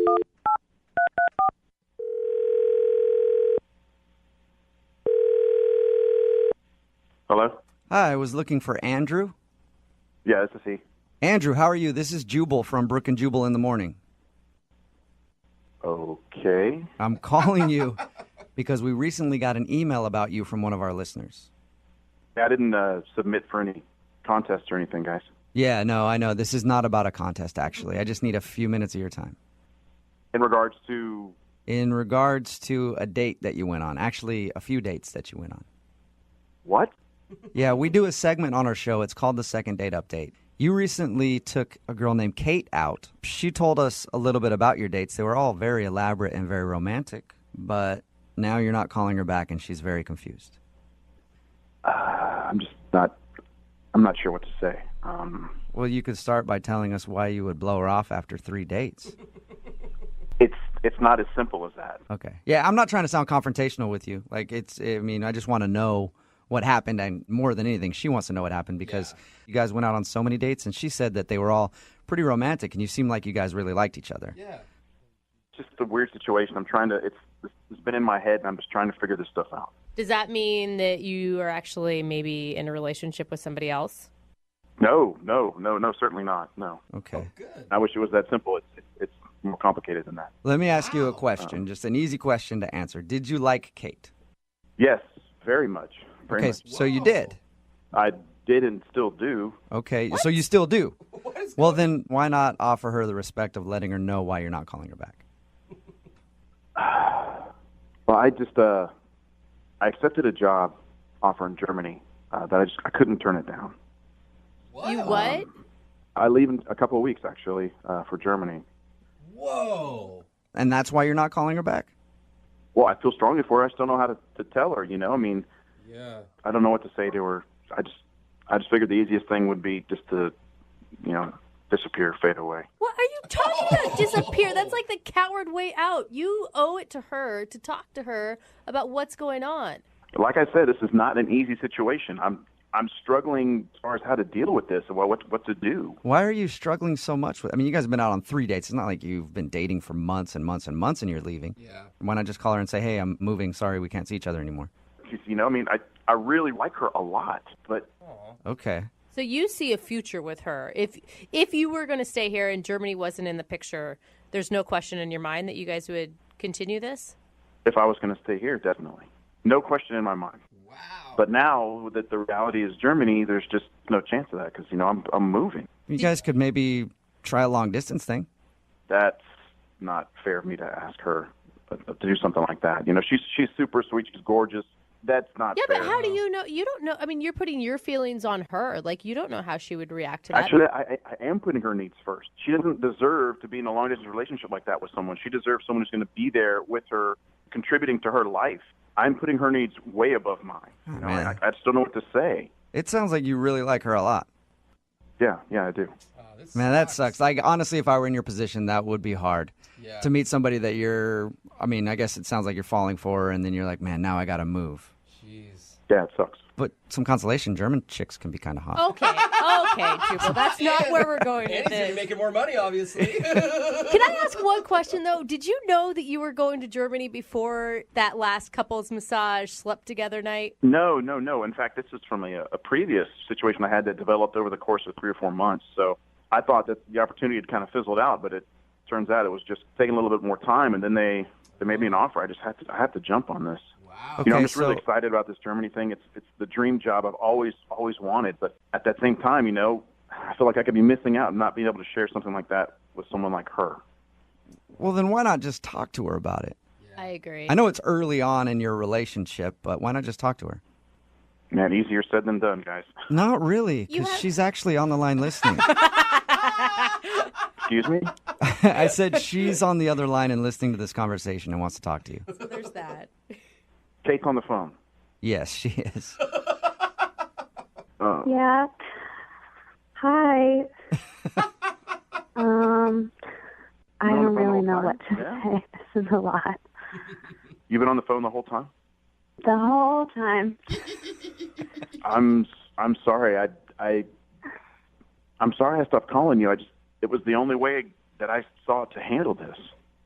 It's okay. I don't really know what I would have done in this situation either. I wish you would have told me. But what you didn't should even I have said? mention That's that the you thing. applied. I know. I didn't even know that you even applied. You didn't that wasn't mentioned. Just in regular conversation. You know what I mean? It's really out of left field. Well, I honestly thought that prospect had kind of just fizzled out long before I even met you. So it just kind of popped out of nowhere again. It just really sucks because I have strong feelings for you. I have strong feelings for you too. It's just not fair for you. It's not fair for us. Life is just not on our side, it seems. Well, Andrew, maybe life is on your side, and that's why you guys are being connected in a second date update to talk about it. I guess. I think about you every day, and I want, a long-distance relationship is really, really hard, and it's not fair of me to even imply something like that, or even ask that. It's only been 3 dates, but, I can't stop thinking about you, so my heart says something, and my mind says something different, Kate, I'm just going to ask for you. Would you do a long-distance relationship? I don't know. Somebody's got to step in and ask her what her opinion is on that whole matter.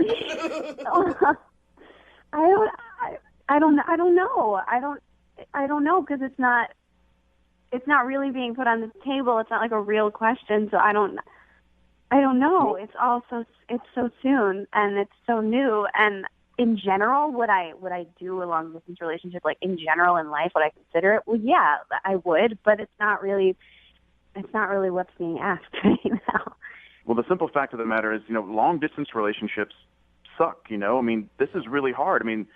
My heart says something and my mind says something different. I'm thinking that I just need to sever this, cut this off, but I can't stop thinking about you. So I'm feeling like I need to ask you to go with me, I know that's crazy. I shouldn't have even said that. I'm sorry. I should not have even gone that. I feel like I just feel like I'm falling for you, You don't want me to go with? We've been on 3 dates. We can't. That's not like a real. That's not a real question. Well, I don't want to put words in your mouth, Andrew, but I don't think you were actually asking her to go with you. I think you were saying that's the way you feel. I'm just not sure at this point. This phone call is really, it's even more confusing now, it seems like, but. Dude, it sounds like to me that if she would say yes, that is exactly what you're asking. I wouldn't want to ask her that. That's just a huge bombshell to drop on somebody. It's a lot of pressure to put on her. Let's play a game, Andrew. Let's put this relationship 7 months down the road. If you guys have been dating for 7 months, would you ask her to go with you to Germany? Yes. Wow. Oh, I just got Kate, what do you think about that? If you were dating 7 months, would you go? This is all a hypothetical situation. If we had been dating in the same way that it's been, if we just continued down the same path that we started, I don't see why I wouldn't consider it. But you guys have a couple weeks or whatever till you leave. You could bond. You could spend every day together. You could see how it goes up until then. And then maybe in 6 months you could come join you. You got it all figured out, Brooke. Yeah, she does. I'm so excited. This whole thing is just crazy, So let's just step back and let Kate process this. Well, how about you guys process together? Would you like to go out on a second, fourth date with Kate? We will pay for you guys to go out again at least before you leave. Yeah, talk about it. Kate, you want to go? I mean, yes, of course. Yes. All right. Well, Keep us so cute. keep us updated on what happens. Okay. All right. We'll try. All right. And until you leave, Andrew, I want you guys to process as much as possible. Okay. Just keep processing Every night. every night until you leave, okay? Brooke and Jubal in the morning. What you just heard was a second date update with Kate and Andrew from over a year ago. And now they're back on the phone for a second date update. I'm so excited. You guys, welcome back to the show. Hey, thanks for having us. Thank you. No problem. Hey. So you guys had a lot of options on the table and a lot to process at the end of that phone call. I know it was about a year ago now, but what did you guys decide to do? We decided to hang out as much as we could up until the last second. I think we had 3 more dates. And they were really great. It was awesome, but it felt like way too much to kind of move to Germany after a month of dating. Okay, so you didn't move to Germany with him after just 3 more dates. No, I did not. No. Yeah. That's probably a wise decision. So what'd you guys decide to do? Just call it quits altogether? Yeah, that's the update. They're just over. Yeah. They haven't talked to each other for a year. Yeah. We text once in a while, that's it. Yeah. Well, actually, it was a bit too much for her to join me in Germany, so we decided we would try it out, try the long distance thing if we could. And Really? yeah, Okay. we decided, we would meet as often as possible. But it was challenging for sure. So how long did you guys go after you left for Germany without seeing each other? It was like 4 weeks from when I left to when I saw her again, almost a month. Okay, and what was that like, the first time you guys saw each other after not seeing each other for a month? Oh, it was great. It was great. I was so excited to see her. Good. I didn't want to let her out of my sight, so. Okay. And then obviously you had to go back to Germany, though. Yeah. So yeah, you let her out of your sight. Yeah, a little bit. Okay, Jubal. So has the long distance thing been hard? I mean, it's exciting when you see each other again, but the time in between it's almost impossible. Did you guys Skype a lot? Oh, yeah.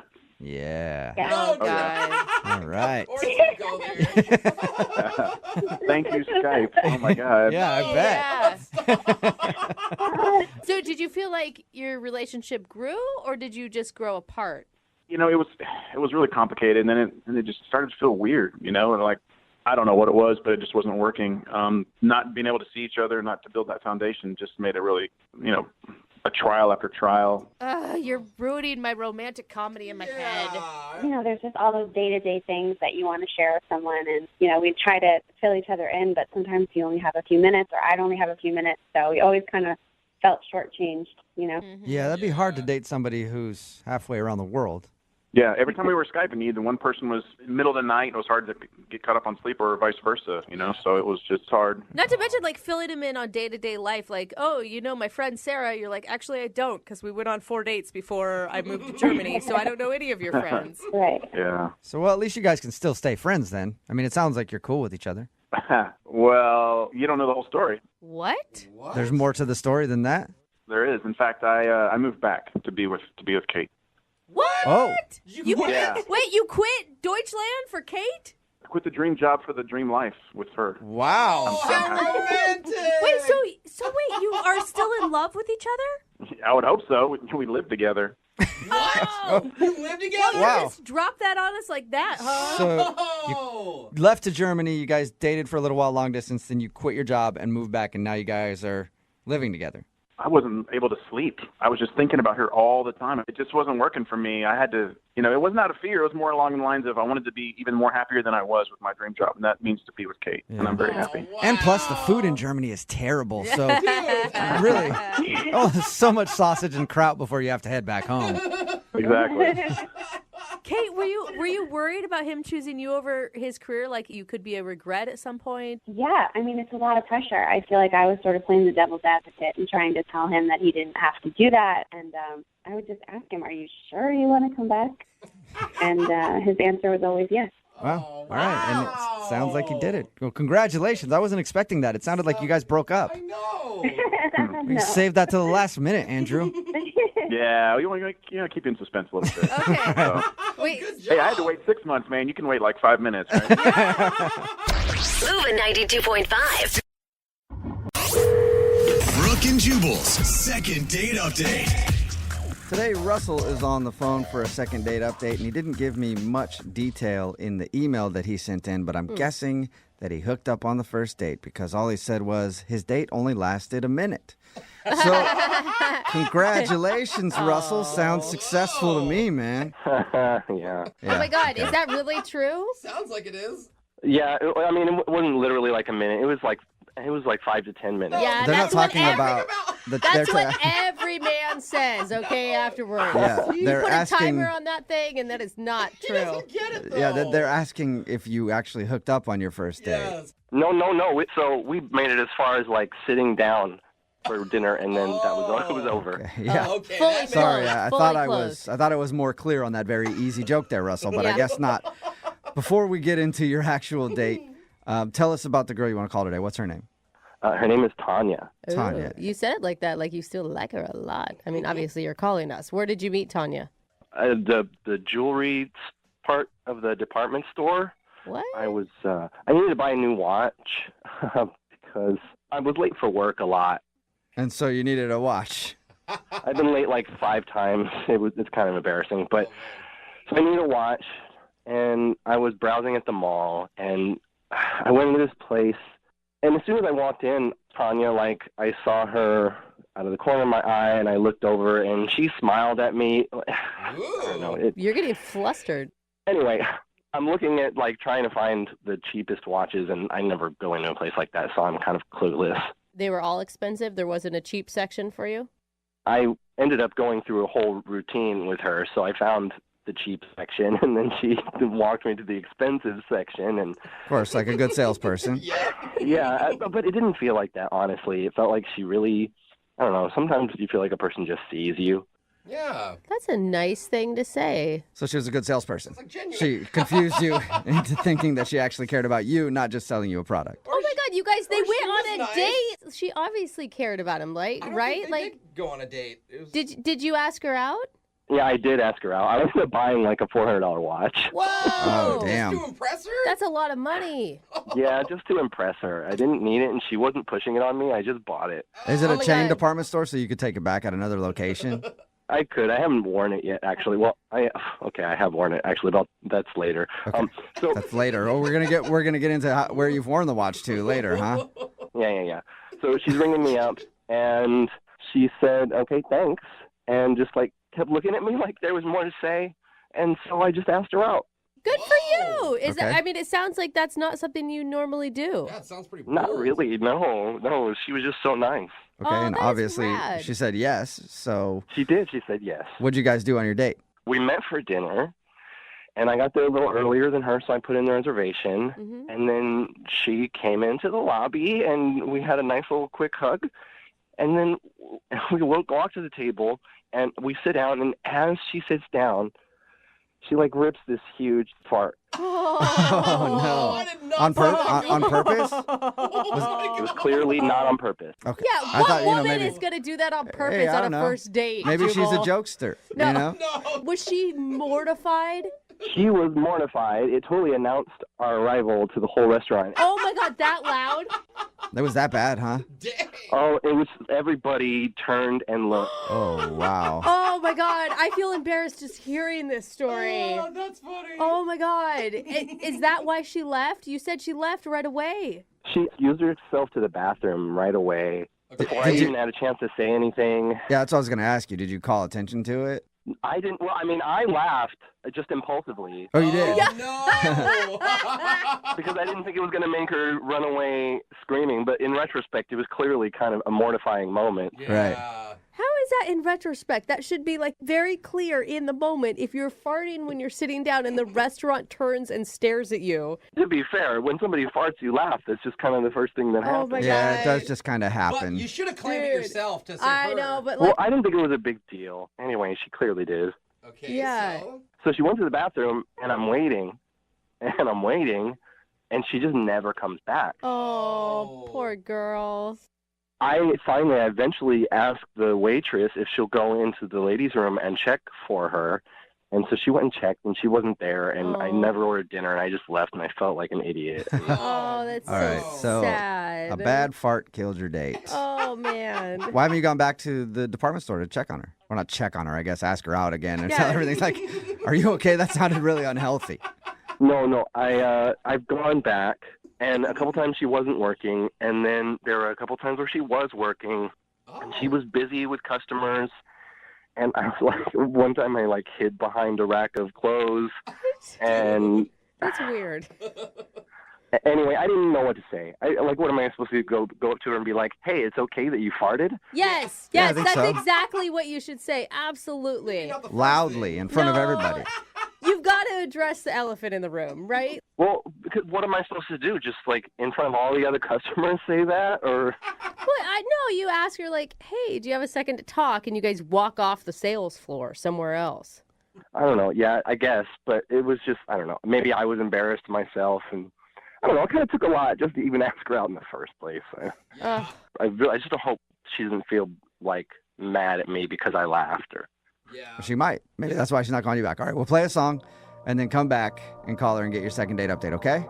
Great, thanks. Yep, hang on. Moving 92.5. Brooke and Jubal in the mornings. Second date update. Right in the middle of a second date update, and if you're just joining us, Russell is on the phone and he wants to call Tanya. He met her while he was shopping for a watch at a department store, liked her so much that he actually bought a $400 watch, and then asked her out on a date. She agreed to go on a date. They met for dinner, but the date didn't last very long. Am I forgetting an important detail? How could you Oh, forget? that's right. She farted very loudly while she sat down at the table, then excused herself, and that's the last Russell has ever heard from Tanya. So we're about to get her on the phone and find out if the fart is the reason that she's not calling him back. Russell, this could really backfire. I mean, if she's so embarrassed about that fart where everyone in the restaurant turned and looked at her, probably calling her out publicly about it is maybe not the best route to take. Well, we're doing it now, so. I hope that we can make her feel hey, totally normal body function, not the best timing. You shouldn't be embarrassed, right? That's our goal here. Exactly. That's the primary goal. Okay. Make her feel okay, and then the secondary goal, if I get everything I want, would be that she would go out with me. Yeah. Because I really liked her. Maybe if you get enough dates, you can get her back to your house and she can fart on your couch while you're watching Netflix. All right, I'm going to dial her phone number. Here we go.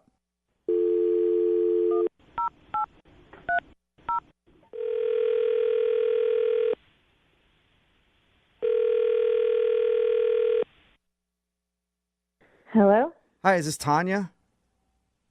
Speaking. Hey, Tanya, how are you? This is Jubal from the radio show Brooke and Jubal in the morning. Okay. How you doing? I'm doing okay. What can I do for you? She's like, how did you get Well, my number? I'm calling you today because one of our listeners sent us an email asking if we could get you on the phone. What?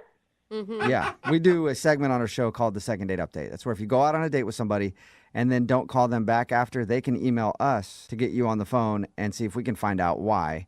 And we got an email from a dude named Russell. Oh my God. No. Yeah. No. Yep. No, No, we did. I don't want to. We got an email from Russell. I can't believe it. Okay. You know what? I don't want to do that. If you could just stay on the phone for a second, hold Tanya. on. Hear Tanya. us out here. Honestly, it's not bad. It's not bad. Hello? Tanya. Hey, Russell.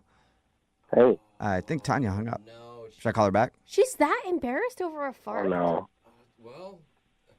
I'm going to call her back. Maybe you shouldn't. Yeah, no, I'm going to call her back and see if we can get her on. I'll try again. Hang on.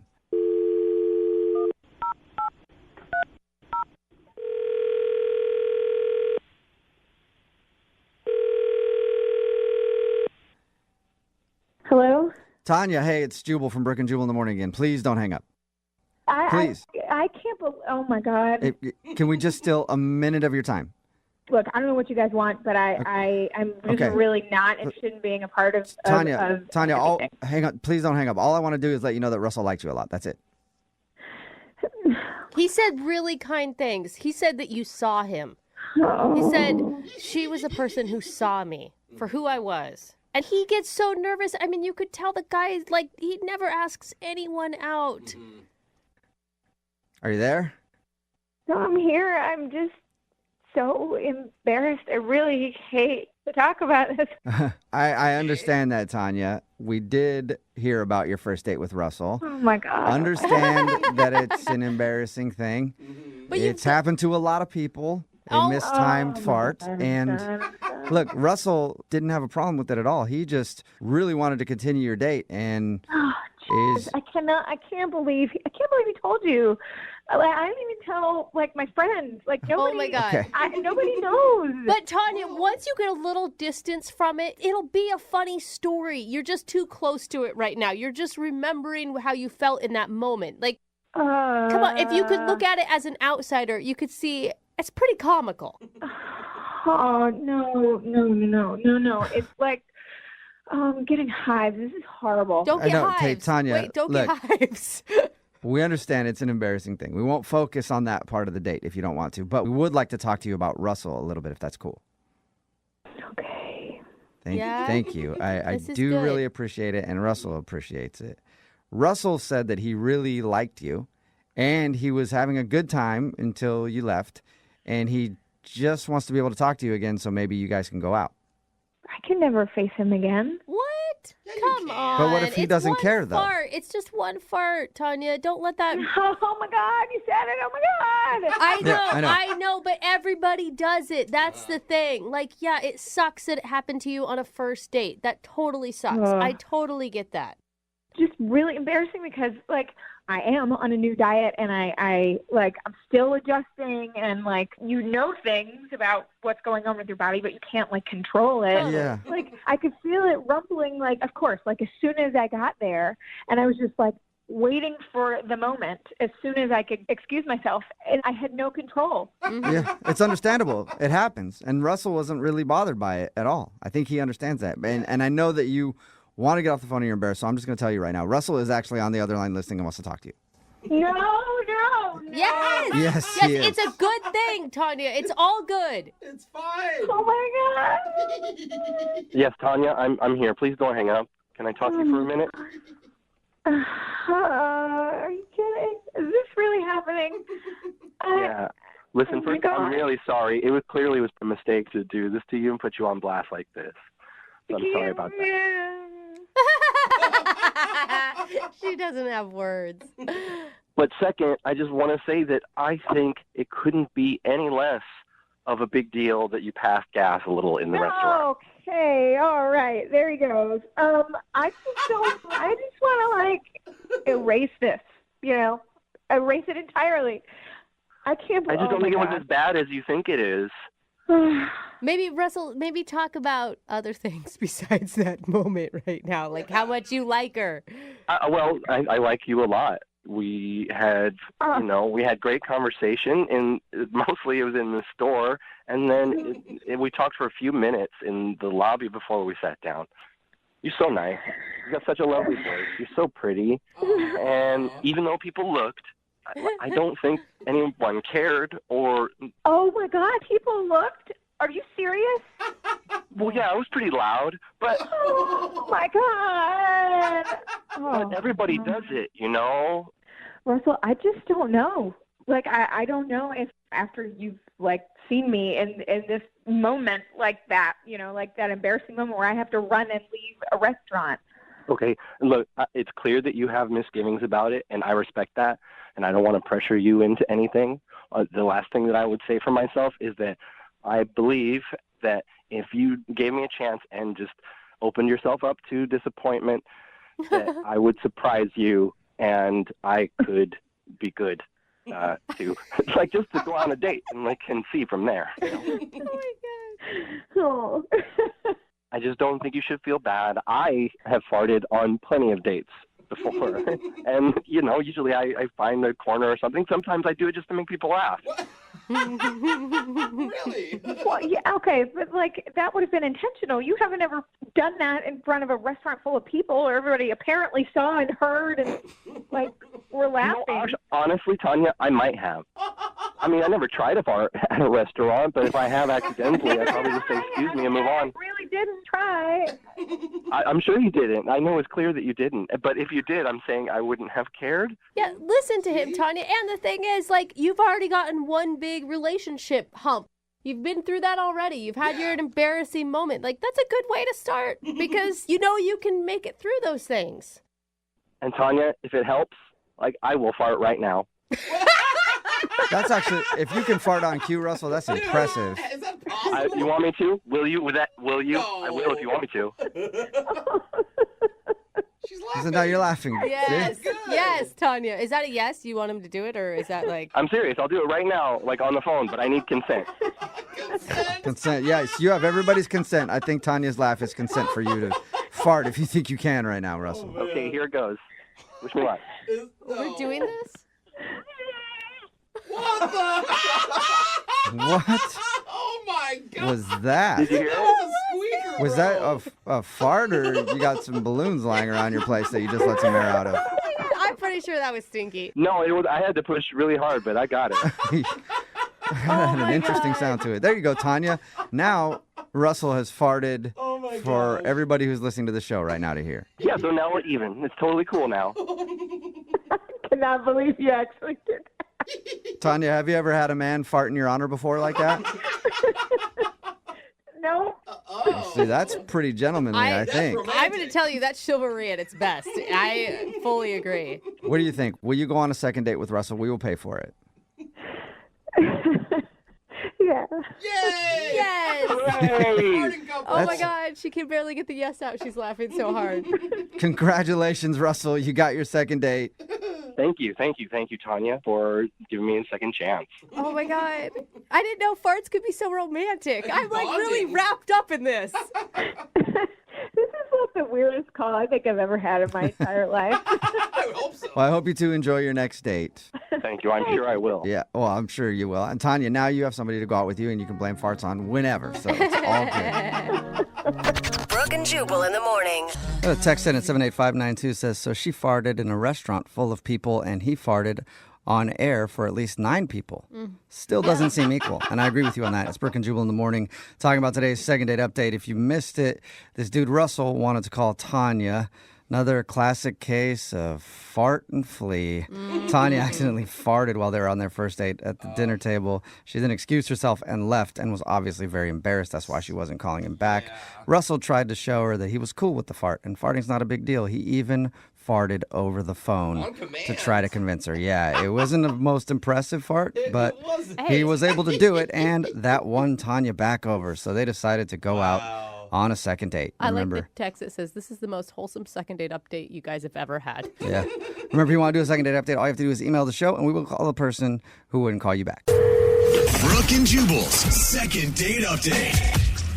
Not only does today's second dater think he knows exactly what he did wrong on his date, all of his friends are telling him that he did something very wrong. Uh-oh.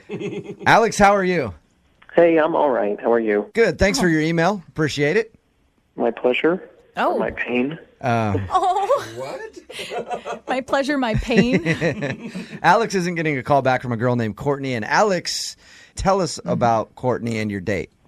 Well, we met on eHarmony, and I've done online dates before, so I know that they can be kind of awkward. So this time I tried to, like, alleviate some of the pressure and go to, like, a lunch date.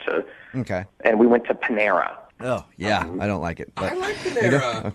That's a strong reaction, Jubal. So you went there and you had food. Well, it seemed to be good in that, like, I didn't feel much pressure on me, and she didn't seem to feel much pressure on her. We were chatting, and we talked about hobbies. Obviously, one of my hobbies got mentioned.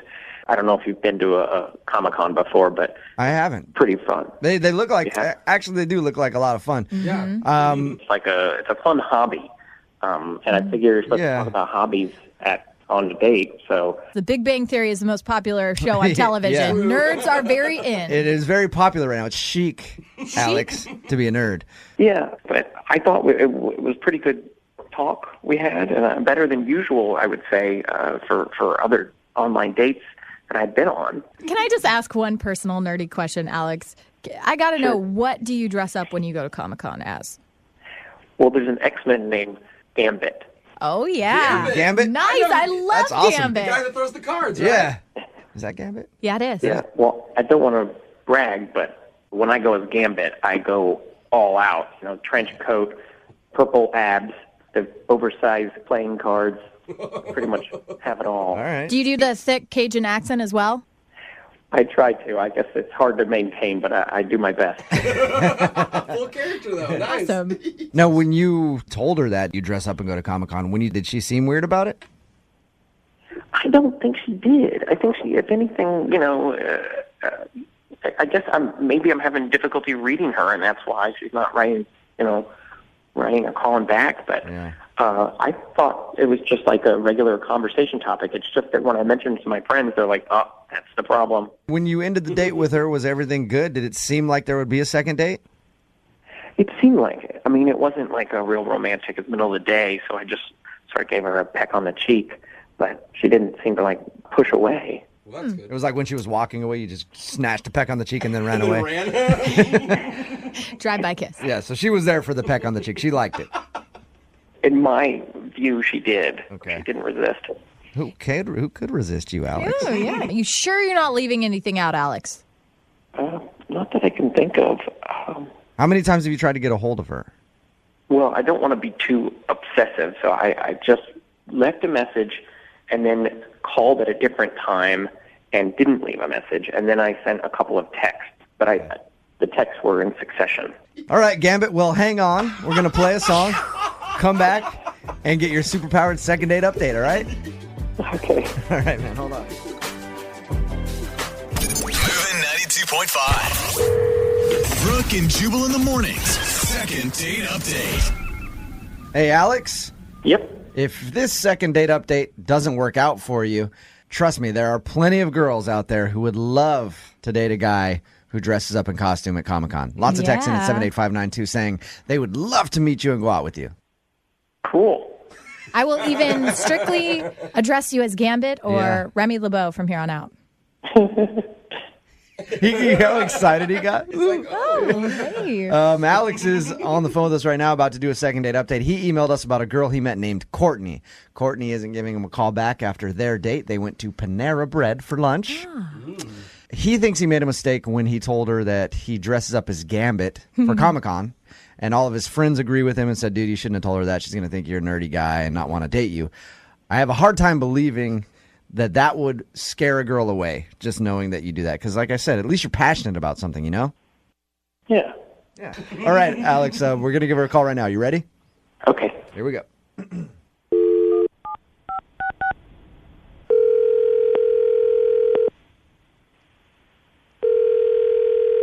Hello? Hi, can I speak to Courtney, please? Hi, this is Courtney. Hey, Courtney, how are you? This is Jubal from Brooke and Jubal in the morning on Moving 92.5.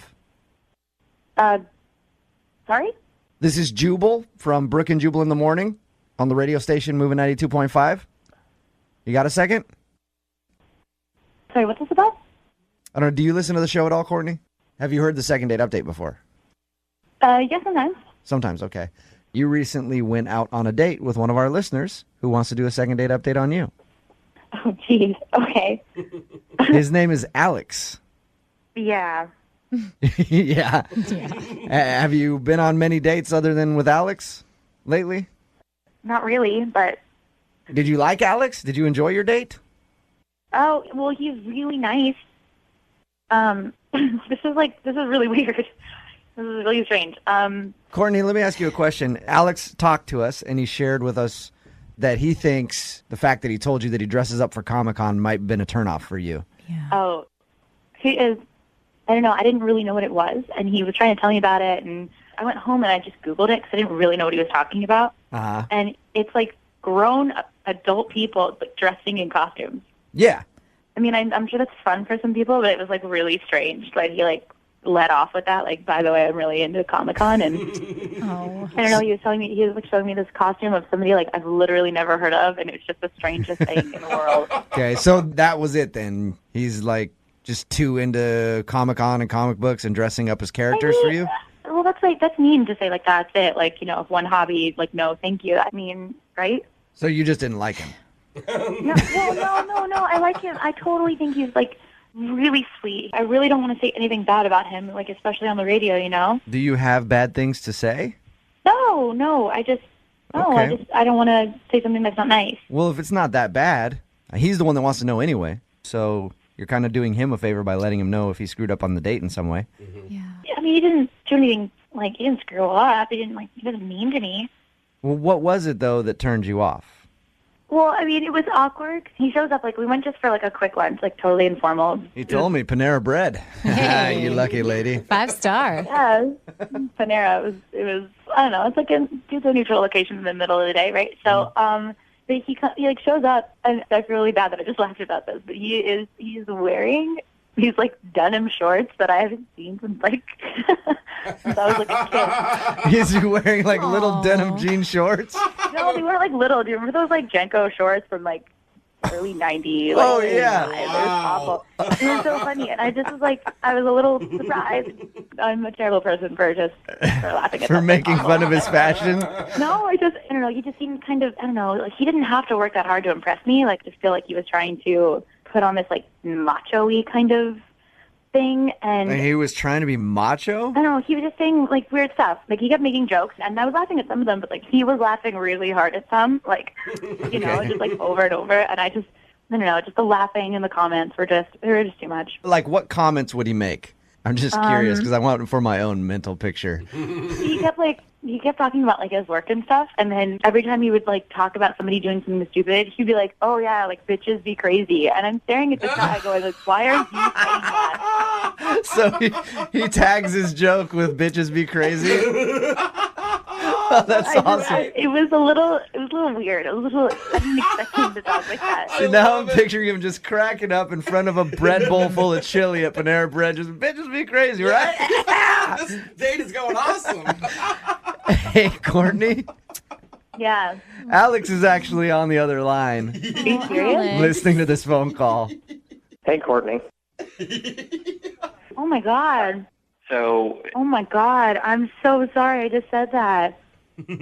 well, I didn't know you didn't, you didn't, you just, I didn't think the jean shorts were that bad. It's just not sexy. You know? I mean, I don't have like the best fashion sense, but it doesn't really matter. As a guy who's into fashion, Alex, sometimes I wear some things that people don't understand either. You just got to go with it and be yourself. Wear it with confidence. So you wear those jean shorts whenever you want to. That's all it's about. I mean, I think Macklemore had a whole song about it. Wear whatever you want.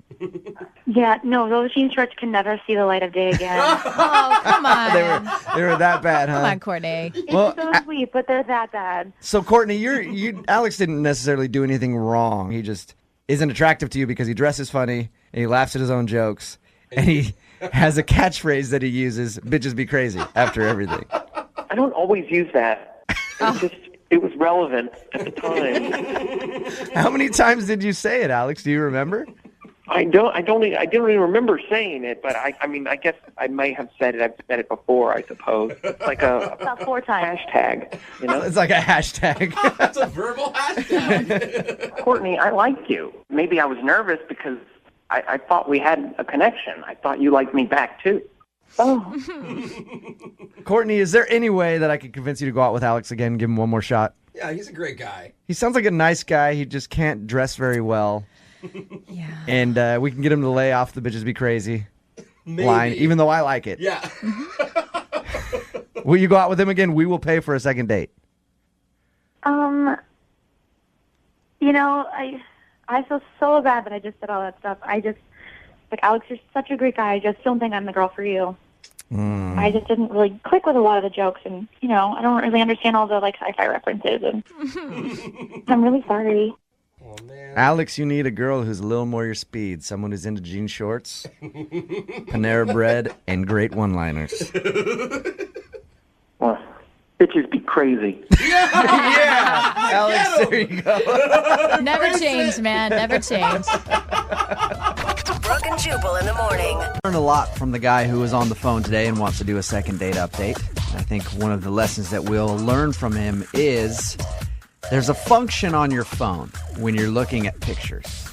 And that function is the delete button. Oh. Sometimes it's good to delete a few pics from your phone before you show them to somebody else. Uh-oh. Am I right, Eddie?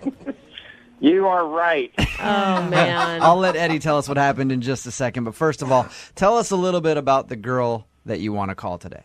Her name is Lynn. Lynn. All right. And how did you meet Lynn? I met her on an online site on JDate. Oh, you met her on JDate. All right, cool. I mean, her profile drew me in. She was amazing. Super beautiful. Tell us about what you guys did for your date. We went out to a bar and just had drinks just to get to know each other. Pretty casual. Very casual, yeah. All right. And we'll forget about all that. Tell us why I started this off by saying there's a delete button on your phone for pictures. Yes, please. I think that's probably the most important part of your date. Okay. Because it's so embarrassing. Okay, we were talking. We were talking, telling stories, just having a good time, getting to know each other. And I was telling her the story about a fishing trip that I went on. It was the first time I'd ever gone fishing, and I caught a fish, which I thought was kind of amazing because I didn't expect to. And so I had a picture, and so I mean, literally telling a fish story, right? Right. And so I was like, I have to show her the picture. So I get out my phone and I start scrolling through the pictures. Oh, no, Eddie. Oh, no. And a photo comes up of a self-portrait. So you had a junk pic right there on your phone, and you accidentally swiped onto it. Now, how did you act? How did you act when you first? Did you try to make an excuse for it? I didn't even acknowledge it. I just kept going and smiling like nothing had happened. And and this picture is of you.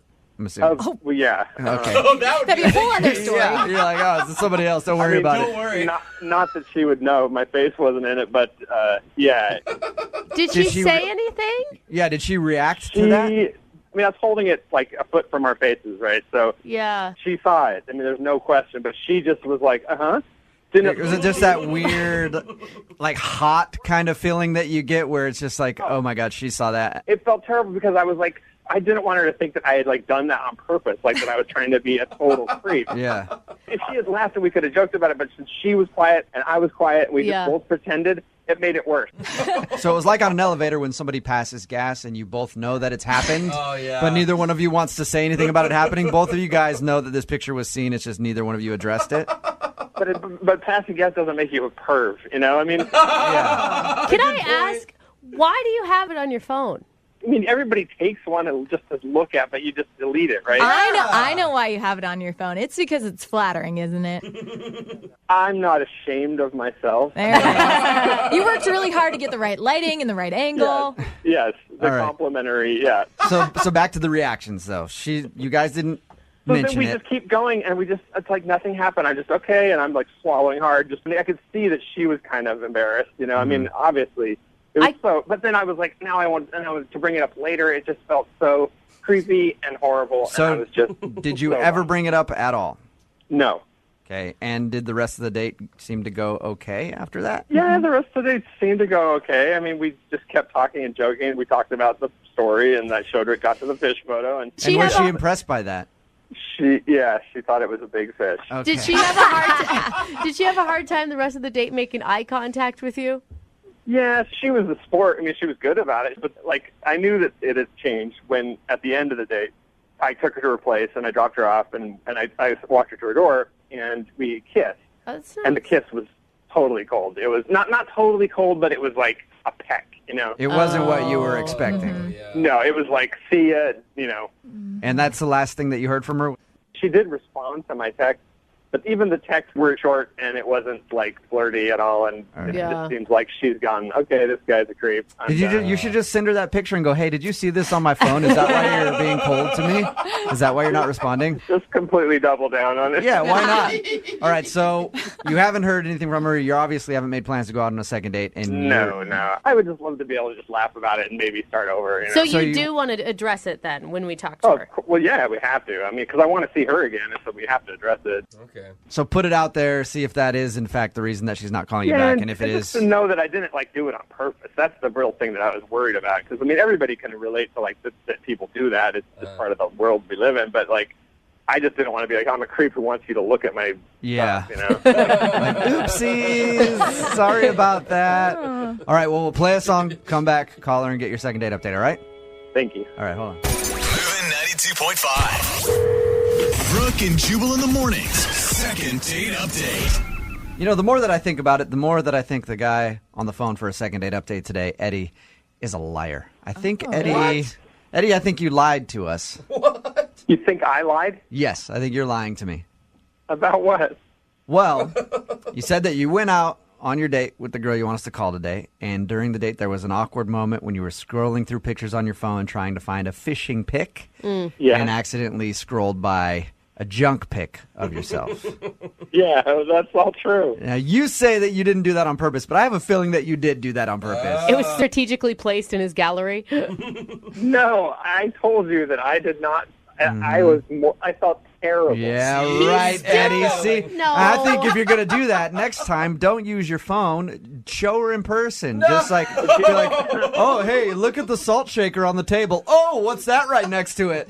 How'd that get there? Whoopsies. Sorry about that. You're a pervert. That's true. Yeah, I know. Very true. I'm not arguing with you on that one, Eddie.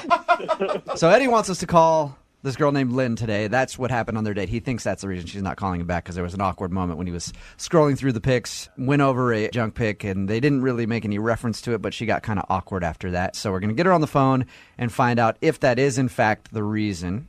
And if that is the reason, hopefully we can patch things up with you two and get you guys to go out again. Are you ready to call her? Yep. All right, man. Here we go.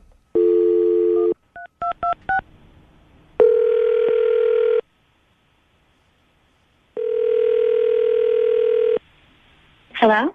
Hi, can I speak to Lynn, please? This is she. Hey, Lynn, how are you? This is Jubal from Brooke and Jubal in the morning. Okay. How you doing? I'm good. How can I help you?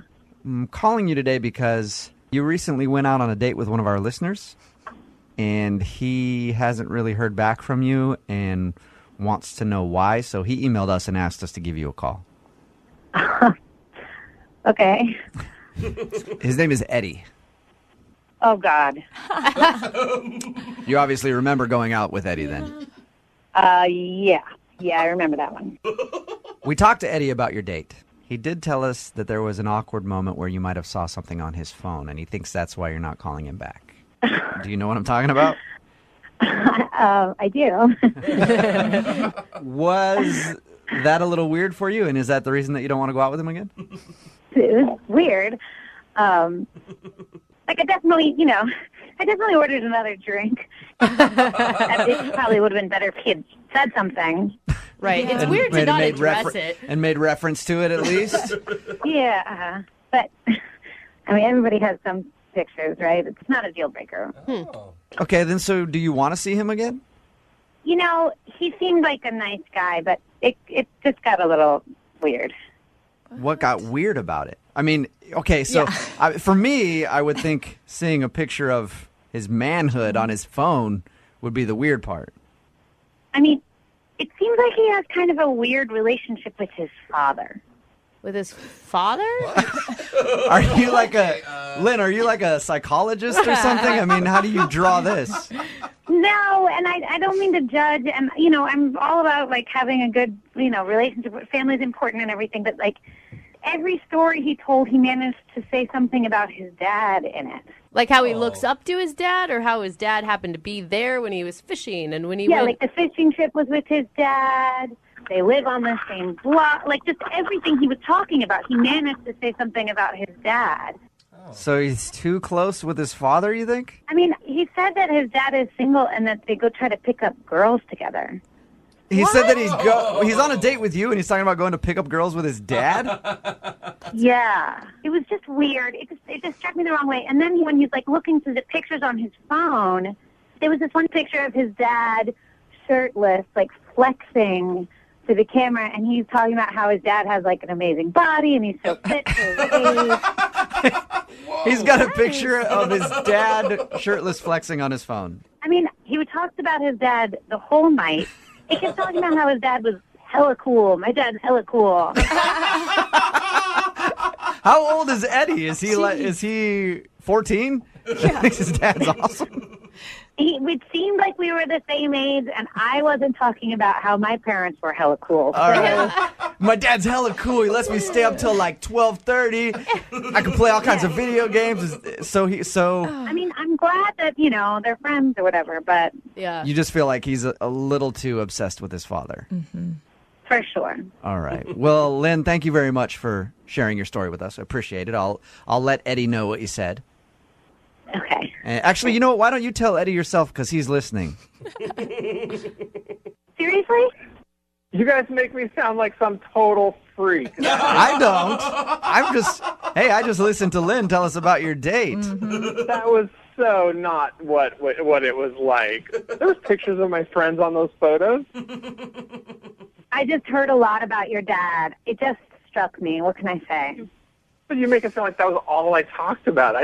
Nobody has a shirtless photo of their dad on their phone. I'm sorry, that's weird.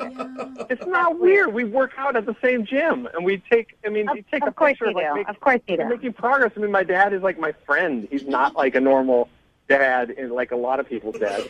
Like my dad plays Call of Duty. He goes out and gets hammered with me and my friends. Like he's just like totally. I mean, he's got better style, like fashion style, than like most dudes. It's not cool that your dad acts like an 18-year-old. People think we're like brothers. I mean, if they see us out together. I got that impression. You told me all about him already.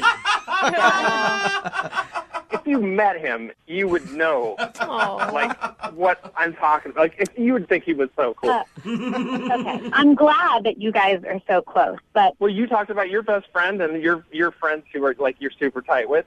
Okay, I mean, I talked about I was mine. talking about my friends, like a group of friends, but none of my... Like, my best friend is not my father in his 60s. So I have a best friend. Who I'm convinced is, like, the best human ever. Well, he is the best human ever. I mean, and the other thing is, like, he's single, and I'm single. We have a lot in common, like, in our lifestyles, like, what we want in a life and stuff. So What? It's true. All right, hey, man, I'm not hating on you, Eddie. If that's your buddy, that's your buddy. I mean, can you see how it would be kind of weird, though, if you had a picture of, like, if Lynn pulled up her phone and it was a picture of her dad topless? Don't most people have pictures of their parents on their phone? Not shirtless. Yeah, maybe not shirtless ones. No. It's just not as weird as you make it sound. I mean, and that wasn't like I talked about him all the time, but, like, he is a special. I mean, he's as cool as a dad can be. I think you should give Eddie a break, Lynn. He's close with his family. He seems like a normal dude. Your dad's not going to have to go out on dates with you guys, right? But if you want, I mean, I don't know, is your mom single? He's trying to hook his dad up now. Okay, Eddie, Double I'm trying date. to help Hey. you. This is not normal. Lynn, would you be interested in going out on a second date with Eddie? I will pay for a second date for you guys. You know, I just don't think it's a good match. Come on. You gotta be kidding me. Like, it's one thing to, like, be weirdly close, but then to not even realize that you're weirdly close, it's like a whole nother level. It's not weirdly close. It's just It unlucky really to have is. such a It cool really dad. is. All right. Well, Lynn, thank you for your time, Eddie. I'm sorry that you did not get your second date. My dad is going to think this is so awesome when he hears about this. Yeah, your dad got some radio airtime today. Tell him that, Eddie. He'll be happy to know. I do have a question for you, though. Yes. Because earlier in this whole thing, we thought the problem was that there was a junk pic on your phone that you showed her on accident. Right. Is that yours or is that your dad's? I just need to know that. Brooke and Jubal